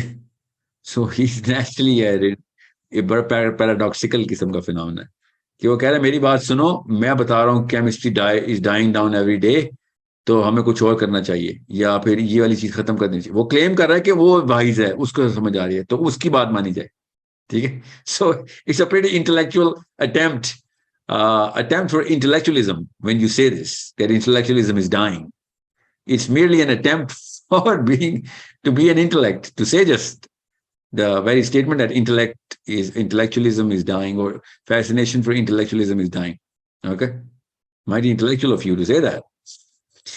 So it's wrong. Okay, ऐसा नहीं हो रहा. Okay, so ऐसा हो नहीं। केमिस्ट्री जो है ना, वो कभी भी नहीं अपने आप को चेंज कर सकी अभी तक। आदम अलैहिस्सलाम के पहले बच्चे से लेके आज तक केमिस्ट्री, ह्यूमन केमिस्ट्री वैसी की वैसी। हाँ, इन्फ्लेट हुई है, ठीक है, कंस्ट्रिक्ट हुई है कई जगहों पे, इन्फ्लेट बहुत जगहों पे हो रही है, इसको परवर्जन बोलते हैं ना। तो ऑर्गेनिक की बजाय इनऑर्गेनिक हरकतें करेंगे तो फिर केमिस्ट्री चेंज तो होगी, मगर ये हमारा बेसिक सेरोटोनिन प्रोसेस है कि हम अपने आप को एक हायरार्की ऑफ डोमिनेंस के अंडर रखते हैं और कोशिश करते हैं कि हम जब तक खुद नहीं वो अचीव कर लेते, तब तक हम उसी के अंडर आए जिसके ताबे आए कि जो हमें सबसे ज्यादा वाइज है। Okay, that's a human chemistry. यही तो लड़ाई है। तो हम किसी लड़के से पूछ लें, आदमियों से पूछ लें, औरतों से पूछ लें, आदमी ज्यादा अच्छा इजहार और ज़हूर करते हैं इस पूरी हायरार्की का, औरतें भी करती हैं, मगर आदमियों से बेहतर कोई इजहार नहीं कर सकता कि हायरार्की ऑफ डोमिनेंस में वाइज के, विजडम के अंडर आना क्या है। ठीक है, ये एक ऐसा फिनोमेना है जो सामने रोज हो रहा है हमारे किसी भी फील्ड को ले लें। तो this very session is another case study for this. Okay, so I understand why you want to ask such an amazing question or intellectual question. See, you want to do that. Nobody wants to ask a dumb question, right? Why? Our chemistry is against this. Okay, that was a quick question, so I'm going to take another one. Sadia.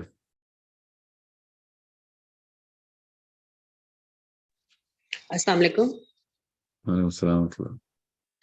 साहिल भाई, मैं basically IMS के through connected हूँ। मुझे अपनी placement थोड़ी सी identify करना चाह रही थी मैं कि मैं वहाँ पे काम आ सकती हूँ कि नहीं, क्योंकि डायरेक्टली जो आपने एरियाज बताए उनमें से डायरेक्टली मेरा एरिया तो कोई भी नहीं है।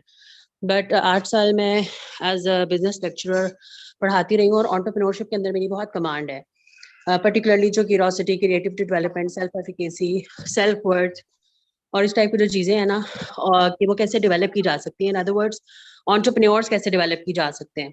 इन्हीं चीज़ों को अंडरस्टैंड करते हुए मैंने अपनी जॉब भी छोड़ी, अपने बच्चों को होम स्कूल कर रही हूँ और जो एरिया ऑफ स्पेशलाइजेशन है ना वो मेरा मार्केटिंग है।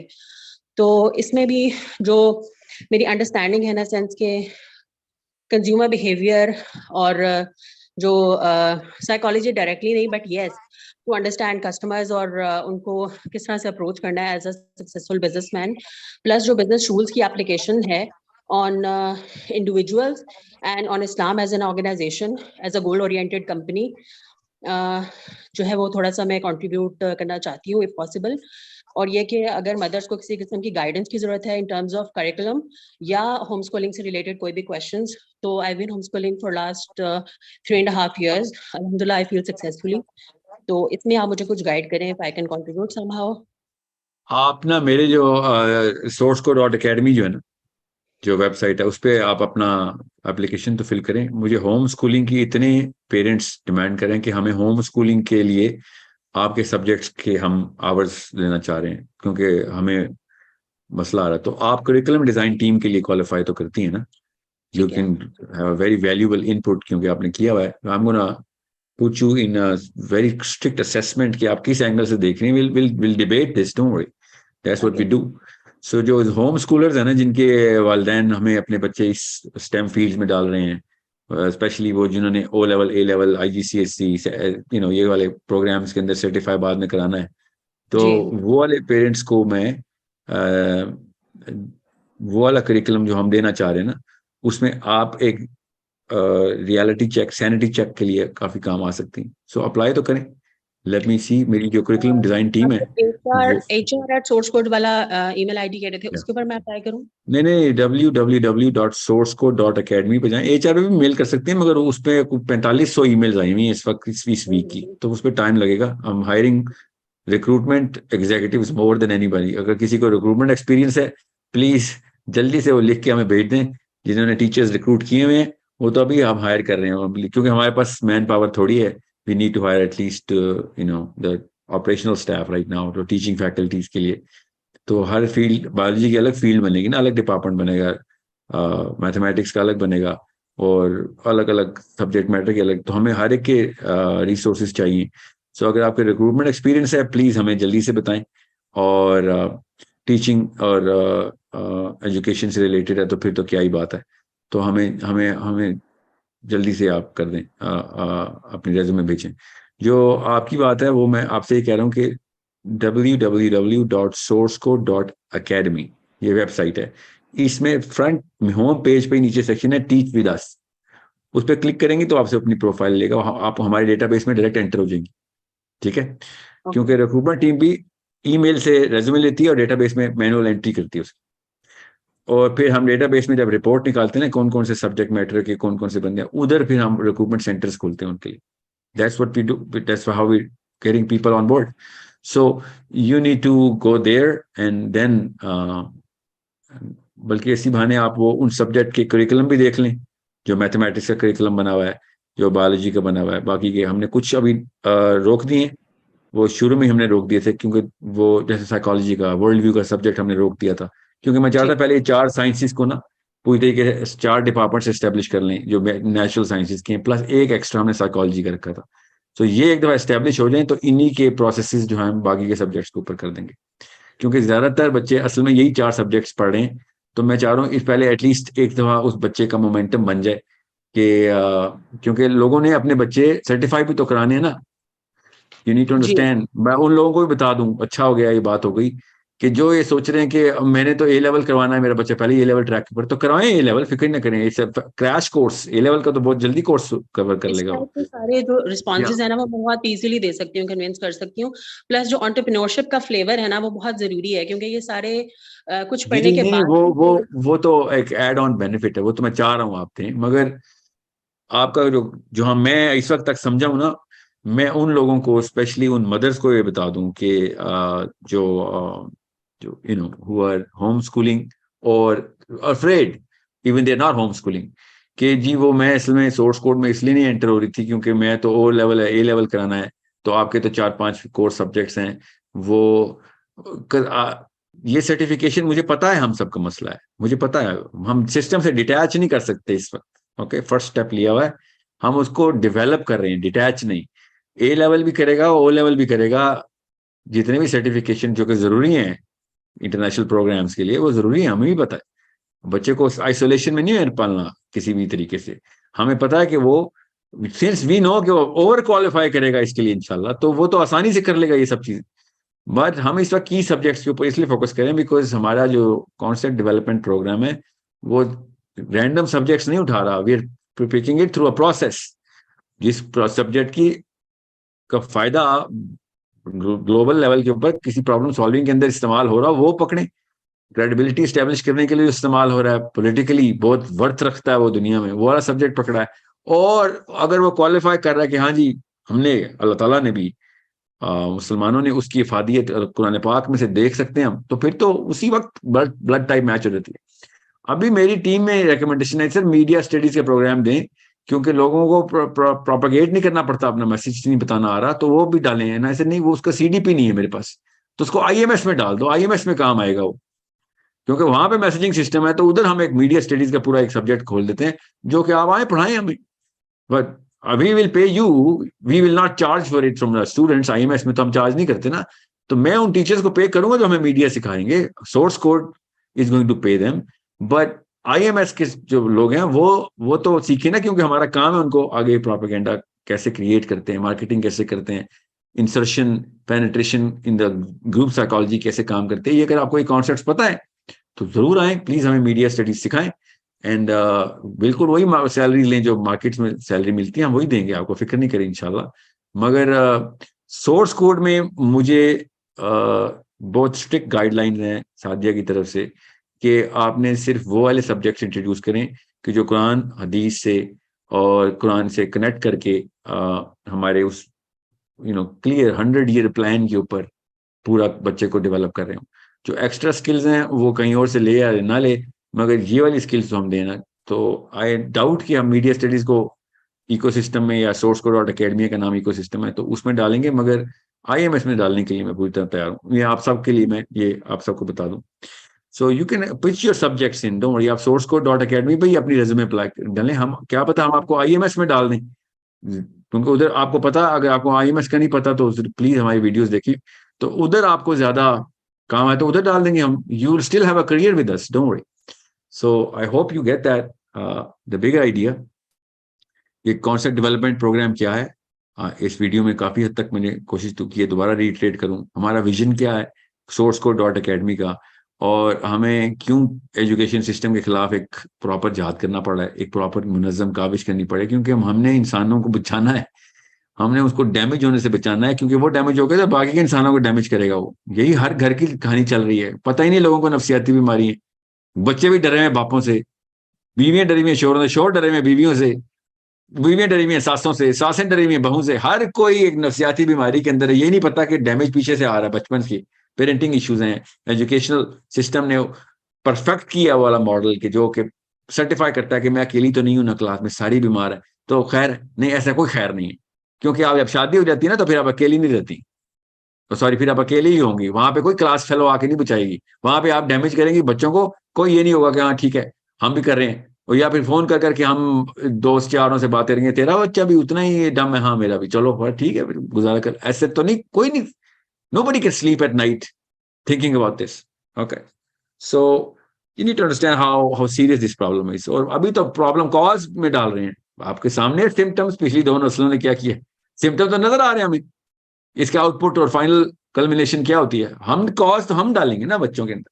100 ईयर प्लान जाके पढ़ें, बाकी सब कुछ छोड़ें, www.sourcecode.academy पे जाएं, और 100 ईयर प्लान में हमने वो जो साइंस बताई है कि भाई ओवरऑल इन 3 नस्लों, कोई भी 100 साल उठाएंगे 3 नस्लें निकलेंगी जिंदा, उसमें 4 नस्लें जिंदा नहीं रहती ज्यादातर, तो उन 3 नस्लों का आपस में क्या ताल्लुक होता है नफ्सियाती तौर पर और physiologically, the whole physiology of the planet के अंदर ये 3 नस्लें क्या कर रही होती हैं, कैसे हैंडिंग ओवर हो रही होती है, और अगली नस्ल कैसे तैयार हो रही होती है, और वो उस तीसरी नस्ल के साथ क्या करती है। ये पूरा 100 ईयर प्लान ये है कि अभी जो नस्ल पैदा हुई हुई है, छोटे बच्चे हैं, 12 साल 15 साल 18 साल तक के हैं, उन्होंने अभी जो अगली अपने पोतों के साथ करना है वो 100 ईयर प्लान है हमारा, उनकी कॉज अभी से एड्रेस करेंगे। नहीं तो मैं अपने काफी दादा हुजूर के, नाना हुजूर के काफी सारे मसाइल मेरे अंदर भी आएंगे ही आएंगे, क्योंकि उन्होंने अम्मी और अब्बू को दिए थे, अम्मी और अब्बू ने मुझे कहा ये तो पहले से चलता आ रहा है, तो ये तो गलत नहीं हो सकता, तो ये मेरे साथ हुआ ही हुआ है। तो यहाँ पे रोकना पड़ेगा कि अगर 100 ईयर प्लान बनाना तो पिछला 100 ईयर प्लान तोड़ना पड़ेगा, ताकि अगला 100 ईयर प्लान ट्रिगर कर सके। अगर घरों से आली बिन अबी तालिब और उमर खत्ताब निकलने हैं तो फिर पिछले सारे पर्सनैलिटीज को रोक देना पड़ेगा, कि अगर यही पर्सनैलिटीज बनानी है, द बिगेस्ट सोर्स ऑफ इल्म जो कायनात ने देखा है नबियों के बाद, अली बिन अबी तालिब, वो अगर हमारे घरों से निकल रहा है तब लोग हमारी तरफ अट्रैक्ट होंगे, वरना हमने कोई कसर नहीं छोड़ी लोगों को धकेल के बाहर फेंकने की इस्लाम से। पूछ के देखें दुनिया के किसी मुल्क से कि मुसलमानों के बारे में क्या सोचते हो, जवाब दे देगा वो, सारे एक ही जवाब देंगे कि भाई सब कुछ है भाई, आप लोग बड़े मतलब इल्म से आ रही हैं, आप ना आशना हैं कि दुनिया के असली प्रॉब्लम्स क्या हैं। ठीक है, आप बल्कि ज्यादा बड़ी प्रॉब्लम बन चुकी हैं हमारे लिए। ये मैं लोगों की राय के ऊपर ये नहीं कह रहा हूँ कि हमें उनको खुश करना है, आपको पता है मेरा फलसफा क्या है। मैं आपको बता रहा हूँ ये एक थर्मामीटर होता है, अगर सारे के सारे 2 अरब मुसलमान एक खास तरह की 2 नंबरी कर रहे हैं, खुदा की कसम उन लोगों ने लिटरली यही बोलना है। अभी नहीं आवाजें आ रही तो गौर से सुने, आ जाएंगी कि तुम्हारी किताब में फिर कोई मसला है, सारे के सारे 2 नंबर निकल रहे हो। आर्ग्यूमेंट तो ठीक देंगे ना वो, क्योंकि हम क्लेम यही करते हैं कि कुरान पाक में से हम कुरान के फॉलोअर हैं, सारे एक जैसे, हाँ जी, तो इसका मतलब किताब ही ऐसी। हालांकि कुरान के वो वाले फॉलोअर नहीं है हम, कुरान का ही कुछ हो रहा है। साहबा भी तो कुरान ही के फॉलोअर थे, वो ये दुनिया उनके ताबे क्यों आती थी, भाग भाग के इमिग्रेशन होती थी कि हमने इनसे सीखना है, इनके साथ रहना है। एक गली खोली है हमने मदीना स्ट्रीट, सारे फैसिनेट हो गए थे ना उस्मा की बात पे कि स्टेट ऑफ मदीना स्ट्रीट खोली, कैसे फैसिनेट होते। पूरा मदीना जब असल में खुला था, वो भी नबी इस्लाम के अंदर, तो दुनिया का क्या हाल हुआ होगा सोचें जरा। मगर हम क्या करें इस वक्त, लोग नाम सुन के भाग जाते हैं, मोहल्ला बदल रहे हैं, पता है लिटरली लोग मोहल्ला बदल रहे हैं नॉन मुस्लिम कंट्रीज के अंदर के साथ, मुसलमान आगे सेटल हो गए और सही बदल रहे हैं। सही बताऊं, कई जगहों पे हम भी बदलते हैं, पाकिस्तानी टोरंटो में, इंग्लैंड में, अमेरिका में, मैं अपने खुद विटनेस हूं। पाकिस्तानी इसलिए नहीं रहता उधर के साथ पाकिस्तानी रहते हैं, मैं उधर नहीं रह सकता, पता नहीं क्या डर है, सही डर है ना, क्या चोरी चकारी हो जाएगी पता ही नहीं चलेगा, क्या सियासतें शुरू हो जाएंगी पता ही नहीं चलेगा, क्या टॉक्सिक किस्म का बिहेवियर शुरू हो जाएगा, खबरें लेने आया करेगी आंटी उधर से, क्या चल रहा है। मैं तो खाली पूछने आई थी, ये आपके हस्बैंड है कौन है, ये वाला पहला सवाल पूछती हैं आके। जी हाँ, हस्बैंड है, क्या क्या करते हैं, कहाँ कितना कमाते हैं, ये वाले सवाल। ये प्राइवेसी ब्रीच करने की मशीन पाकिस्तानी खातून, स्पेशली अगर 50 साल प्लस हो गई है तो सबसे पहले पर्सनल सवाल करती है आगे। तो डरते हैं लोग फिर कि ये इस्लाम सीखे तुम्हें, ये कुरान है, सूरह हुजरात तेरे लिए नहीं आई थी, क्या बीच में से खबरें लेती है आके। या आदमी भी, लिटरली आदमी भी, मैं खाली औरतों को ट्रैक कर रहा हूँ, ब्रांड उन्होंने बहुत अच्छी तरीके से हाईलाइट किया है, ये ब्रांड ज्यादा मशहूर उनकी वजह से हुआ है। कोई भी बात हो, कहाँ जा रहे हो, कहाँ से आ रहे हो, ये लोग डरना शुरू हो गए। और फिर चलो ठीक है यार, आप तजस्सुस के मारे में हैं, बहुत सवाल करते हैं, तो बाकी अखलाकियात तो दुरुस्त कर लेते, फ्रॉड आपने करना है। कोई इल्म की बात हो जाए, है हमें तो नहीं पता, ठीक है, और अगर नहीं पता तो सीखना है, नहीं सीखना भी नहीं। आप वो कौन होते हैं मुझे सिखाने वाले, अपनी पहले शक्ल देख या किसी ये जुमला आएगा। तो this is the kind of culture we breeding in, ना इल्म सीखना है ना बढ़ने देना है, और बल्कि तानों की मशीन गन बच्चे को हाथ में पकड़ाई जानी है कि बेटा तू तानों का अलकायदा है, तू तानों का यूएस मरीन है, तू मोसाद CIA से भी ज्यादा ट्रेंड है कि ताना कैसे कसेगा और लोगों को एनालिसिस कैसे किया करेगा। आंटियां दीवारों 6-6 इंच की दीवारों में से हाल जान लेती हैं हमसायों के घरों का, नाम पता होते हैं उनको, लिटरली लोगों के बच्चों के भी, फलां वहां पे जाता है, फलां स्कूल में जाता है, फलां के इतने कजन है। ये लड़की उस दिन वो कल कपड़े पहन के एंटर हुई थी, उसको उस गाड़ी से निकली थी, पूरे के पूरे अपार्टमेंट बिल्डिंग में टोरंटो में जब पाकिस्तानी आंटी आती है और CIA की मशीनें लगी होती हैं, CIA वाले थक के मर जाते हैं कि यार हमारे पास इतनी डिवाइसेस नहीं है जो इतनी इंटेल रखी, और पाकिस्तानी आंटी कहती है फिक्र ही ना करें, मुझे बस आधा घंटा दे दें, एक दो मुझे देखने दे कहाँ से गाड़ी एंटर हुई, कहाँ से गई, और पूरे खानदान का नक्शा मिल जाएगा। वो बेचारे मारे मारे फिर अरबों डॉलर लगा के, उनको नहीं पता चलता, हमें लेकिन सारी खबरें पहुंच जाती। सो ये कहाँ से हो रहा है, ये हमारी नस्ल दर नस्ल ट्रेनिंग से हो रहा है। एक नस्ल में इतनी एक्सपर्टीज नहीं आ सकती है, 30-40 नस्लें मिलकर उन्होंने PhD कराई हमें इस कल्चर की, तो लोग डरते हैं ना फिर कि ये कुरान सीखे आपने। मैं अभी खाली कल्चरल सोशियोलॉजिकल एस्पेक्ट बता रहा हूँ, अभी आते हैं मैकेनिकल एस्पेक्ट के ऊपर बताता हूँ, फिर मैकेनिक्स खोलता हूँ, आपको पता चले कि किस बात के आंसू खून के निकलते हैं अरब में, हो क्या रहा है इधर। पाकिस्तानी जितना पाकिस्तानी से डरा हुआ है, दुनिया में कोई कौम पाकिस्तानी से इतनी डरी हुई, क्योंकि हम दोनों को एक दूसरे का पता होता है कि you are equally deadly man, even more, ठीक है। और पाकिस्तानी खातून जिस तरह पाकिस्तानी खातून से डरती है, वो हक है असली डर का हक अदा करती है, क्योंकि दोनों को पता होता है कि पता भी नहीं चलेगा और पूरा खानदान खत्म भस्म कर दूंगी, एक मुंह से जुमला निकलना है और 30-30 नस्लें याद रखेंगी, क्योंकि कारी जरब लगाती है। She knows exactly where to hit, how to hit, when to hit and how much to hit, how many times to hit. ये वाली कम्युनिकेशन, ये वाले टेक्निक्स, इसके ऊपर हमने मास्टरी किया। लोग कहां से कहां पहुंच गए दुनिया के मसलों को सॉल्व करते हुए, और हम इस वक्त देख रहे हैं कि आपके हस्बैंड पैसे कितने कमाते हैं, ठीक है, तो ये घर अपना है या किराए का है? पहला सवाल पाकिस्तान में कोई भी कहीं एंटर होता है ना, ये हालात हैं हमारे, ये कुरान पाक ये हमने इम्प्लीमेंट किए। तो बाकी के गुनाह तो छोड़ें, अभी स्टेटस को के गुनाह, ये मैं बेसिक्स बता रहा हूं जिसपे इंसान और जानवर में क्वालिफिकेशन होनी थी। So this is a problem that only next generation is going to solve. Stop this machine from the last 100 years, and that's the only way कि अगले 100 नस्लों को ठीक कर सके।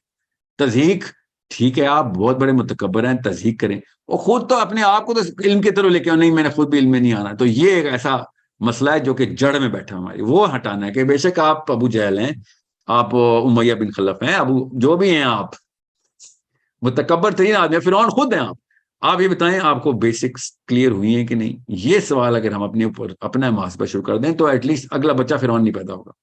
मुझे पता है ना, मेरे साथ जो भी हुआ पिछली 3 नस्लों ने किया उसके असरात तो आएंगे। उसको मैं किस डेवलपमेंटल साइकिल पे डालूं कि वो सबसे पहले मुझे बाइसेक्ट करता हुआ, मेरे दादा परदादा को बाइसेक्ट करता हुआ डायरेक्ट नबी अलैहि सलाम तक पहुंचे कि भाई यहां से मैंने सोर्स लेनी। मुसलमान तो कर रहे ना, हमारे नस्लों ने इतना बड़ा एहसान तो किया ना हमारे ऊपर के नबी इस्लाम की शनाख्त दे दी। हाँ तो ठीक है, आप पहुंचते ना उधर तक, जो गलत है उसको गलत मानेंगे, जो सही है सही मानेंगे। ठीक है, thank you so much everyone. I hope dose ज्यादा नहीं होगी, बट जरूरी है, बहुत जरूरी है कि ये दवाई हमें एक दूसरे के थ्रू मिलती रहे। ठीक है, और हम एक दूसरे का जो मामला है ना वो एक दूसरे के फीडबैक से दुरुस्त करते रहें। मैं आपको सिर्फ नफ्सियात का ही एंगल दे सक रहा हूँ आज। अगली दफा इंशाल्लाह अगली कुछ एक साथ में हम किसी और तरीके से इसको कवर करेंगे। एक प्रोग्राम साथ साथ चलता रहेगा, मिक्स मत कीजिएगा। मेरा हर प्रोग्राम एजुकेशन सिस्टम के बारे में नहीं होगा। हमने वंस इन अ वीक इंशाल्लाह 1 घंटा रखा हुआ है, आज 2 घंटे हो गए। Thank you so much and अस्सलाम वालेकुम वरहमतुल्लाह।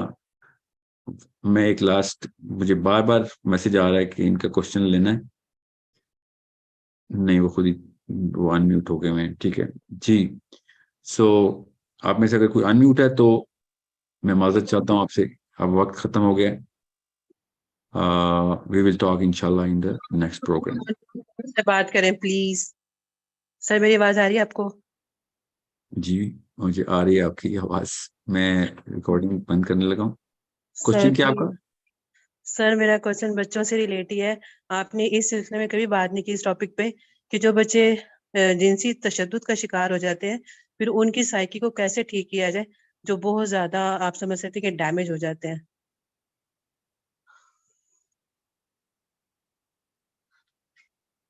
और जिनसी तशद्दुद का शिकार भी अपने पेरेंट्स से होते हैं।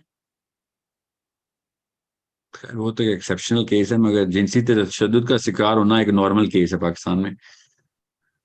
ठीक है, इस पे मैं आपसे वादा करता हूँ अगर जिंदगी रही तो एक प्रोग्राम तफसीली जरूर करूंगा मैं इंशाल्लाह, क्योंकि बहुत जरूरी एस्पेक्ट है, बहुत जरूरी एस्पेक्ट है, स्पेशली लड़कियां, बहुत ही जरूरी एस्पेक्ट है। क्योंकि इसका साइकोलॉजिकल डैमेज जो है ना वो इतना विजिबल है कि अगर आप किसी भी पाकिस्तान के किसी भी साइकोलॉजिस्ट से पूछें, कोई से 10 साइकोलॉजिस्ट कराची, लाहौर, इस्लामाबाद, मुल्तान, पेशावर, जहां से भी उठाएं जो प्रैक्टिसिंग साइकोलॉजिस्ट है, उनसे कहें आपके पास जो ज्यादातर पेशेंट आते हैं एकेडमिकली बताओ क्या वो सेक्सुअल अब्यूज का शिकार थे बचपन में, जो कि मेजर प्रॉब्लम्स में आते हैं। आपको 90% साइकोलॉजिस्ट ने बोलना है कि 100% बंदे जो मेजर प्रॉब्लम में आते हैं वो बचपन से ये वाला वाकया उनके साथ हुआ है। ठीक है सर आपने ये इस पे इतना बात, पाकिस्तान में इतना कॉमन है। इतना बड़ा मसला, आपने इस पे बात क्यों नहीं की? मैं बहुत अरसे से आपका इंतजार कर रही हूँ कि इस टॉपिक पे बात करें आप। मैंने कभी भी ऐसा सेशन नहीं किया इसमें कोई मसला ना मैंने उसका हल करने की कोशिश की हो। तो ये वाला भी एक ऐसा है जो कि करना चाहिए मुझे। आई एम ऑलवेज, मैं असल में ना लार्जर स्केल के ऊपर विजन देने की कोशिश करता हूँ। ये एक ऐसा केस है, जाहिर है हर कोई ये नहीं कह सकता कि हाँ जी मेरे साथ भी हुआ, हर कोई ये नहीं कह सकता। मैं वो वाले मसाइल की डील कर रहा हूँ जो हर एक के ऊपर हर वक्त यकसा तौर पर प्रेशर डाले हुए। So I am definitely going to do this because ये इतना डेटा मुझे मिल रहा है ना साइकोलॉजी के रेल में से। मैं तो आप पाकिस्तान में ना जिस साइकोलॉजी से पूछ रहा हूँ ना, तो मेरे 2-3 एक्सरे क्वेश्चंस होते हैं ना, so they're all unanimously saying कि यार ये तो मतलब डिटेल्स ओवर डिटेल्स आ रही हैं। और बहुत कम है कि अपने माँ बाप ने किया हो, आप मैं बस ये बात को बता दूं, मगर है जरूर, है इसमें कोई शक नहीं है, मगर 500 में से एक है कि बाप खुद या माँ खुद, बाप ज्यादा मगर माँ कम, मगर फिर भी ये खुद अपने बच्चों के ऊपर ही हमला कर दे, बड़ा रेयर होता है, अल्लाह ताला बचाए। मगर बाकी के कजन, चाचा, मामा, बड़े कजन, ये तो पै दर पै बच्चे खा रहे हैं हमारे लोग, ठीक है। देर हमला आवर हुए में, ये इस लेवल की कौम है ये। भाई तो कह रहा हूं मैं, क्यों पाकिस्तानी को पाकिस्तानी से डर लगता है? हम अपने ऊपर ही नहीं एतबार कर सकते हैं, अपने खानदानों के अंदर एतबार नहीं हमारा, किसी और पे क्या एतबार करें? मैं आपको बता रहा हूँ ये। जी, मैं IMS की लीडरशिप में ही हूँ, तो मैं भी एक्चुअली इसी के ऊपर ही काम कर रही हूँ, इसी साइकोलॉजी के ऊपर ही। तो वो बच्चे कैसे पहचाने जाएं जो इससे इसका शिकार है, क्योंकि वो जब बड़े होते उसके हैं इंडिकेटर्स हैं, ऐसे नहीं पहचाने जाते। उसके थोड़े से साइकोलॉजी का जो एक कोर्स है ना, वो जरूर कर लें, किताबों में बड़ा अच्छे तरीके से, स्ट्रक्चर्ड तरीके से, क्योंकि ये पूरी दुनिया का एक कॉमन एक मसला है। तो ये जो हवस अपने ही बच्चों पे निकालने वाली कौम जब आ जाए ना, तो उस कौम की मतलब क्या अल्लाह ताला से फिर अजाब ही मांगा जाए ना, तो उन बच्चों की कुछ निशानियां होती हैं जो कि बच्चों में आप देख सकते हैं, और बड़ों की कुछ निशानियां होती हैं जो कि उनके मसाइल में नजर आती हैं। बच्चों के मसाइल में नहीं, बच्चों के बिहेवियर में नजर आती हैं, और बड़ों के मसाइल में नजर आती हैं कि बच्चे, बड़ों को नफसियाती मसला चल रहा है। तो you we will give you, I'll give you a list of how to look at things, मगर इसका रोकथाम कैसे करनी है उसके ऊर असल में प्रोग्राम करना चाहिए, ठीक है। बहुत Thank शुक्रिया you so sir. much, Faida. Good question. I want you to remind me of that somehow. किसी तरीके से आप IMS में है तो प्लीज इस सेशन का रिमाइंडर कराइएगा। मेरा और आपका राब्ता तो IMS के थ्रू है ही, ठीक है। जी sir. Thank you so much again for your time and patience. मुलाकात होती है इंशाल्लाह।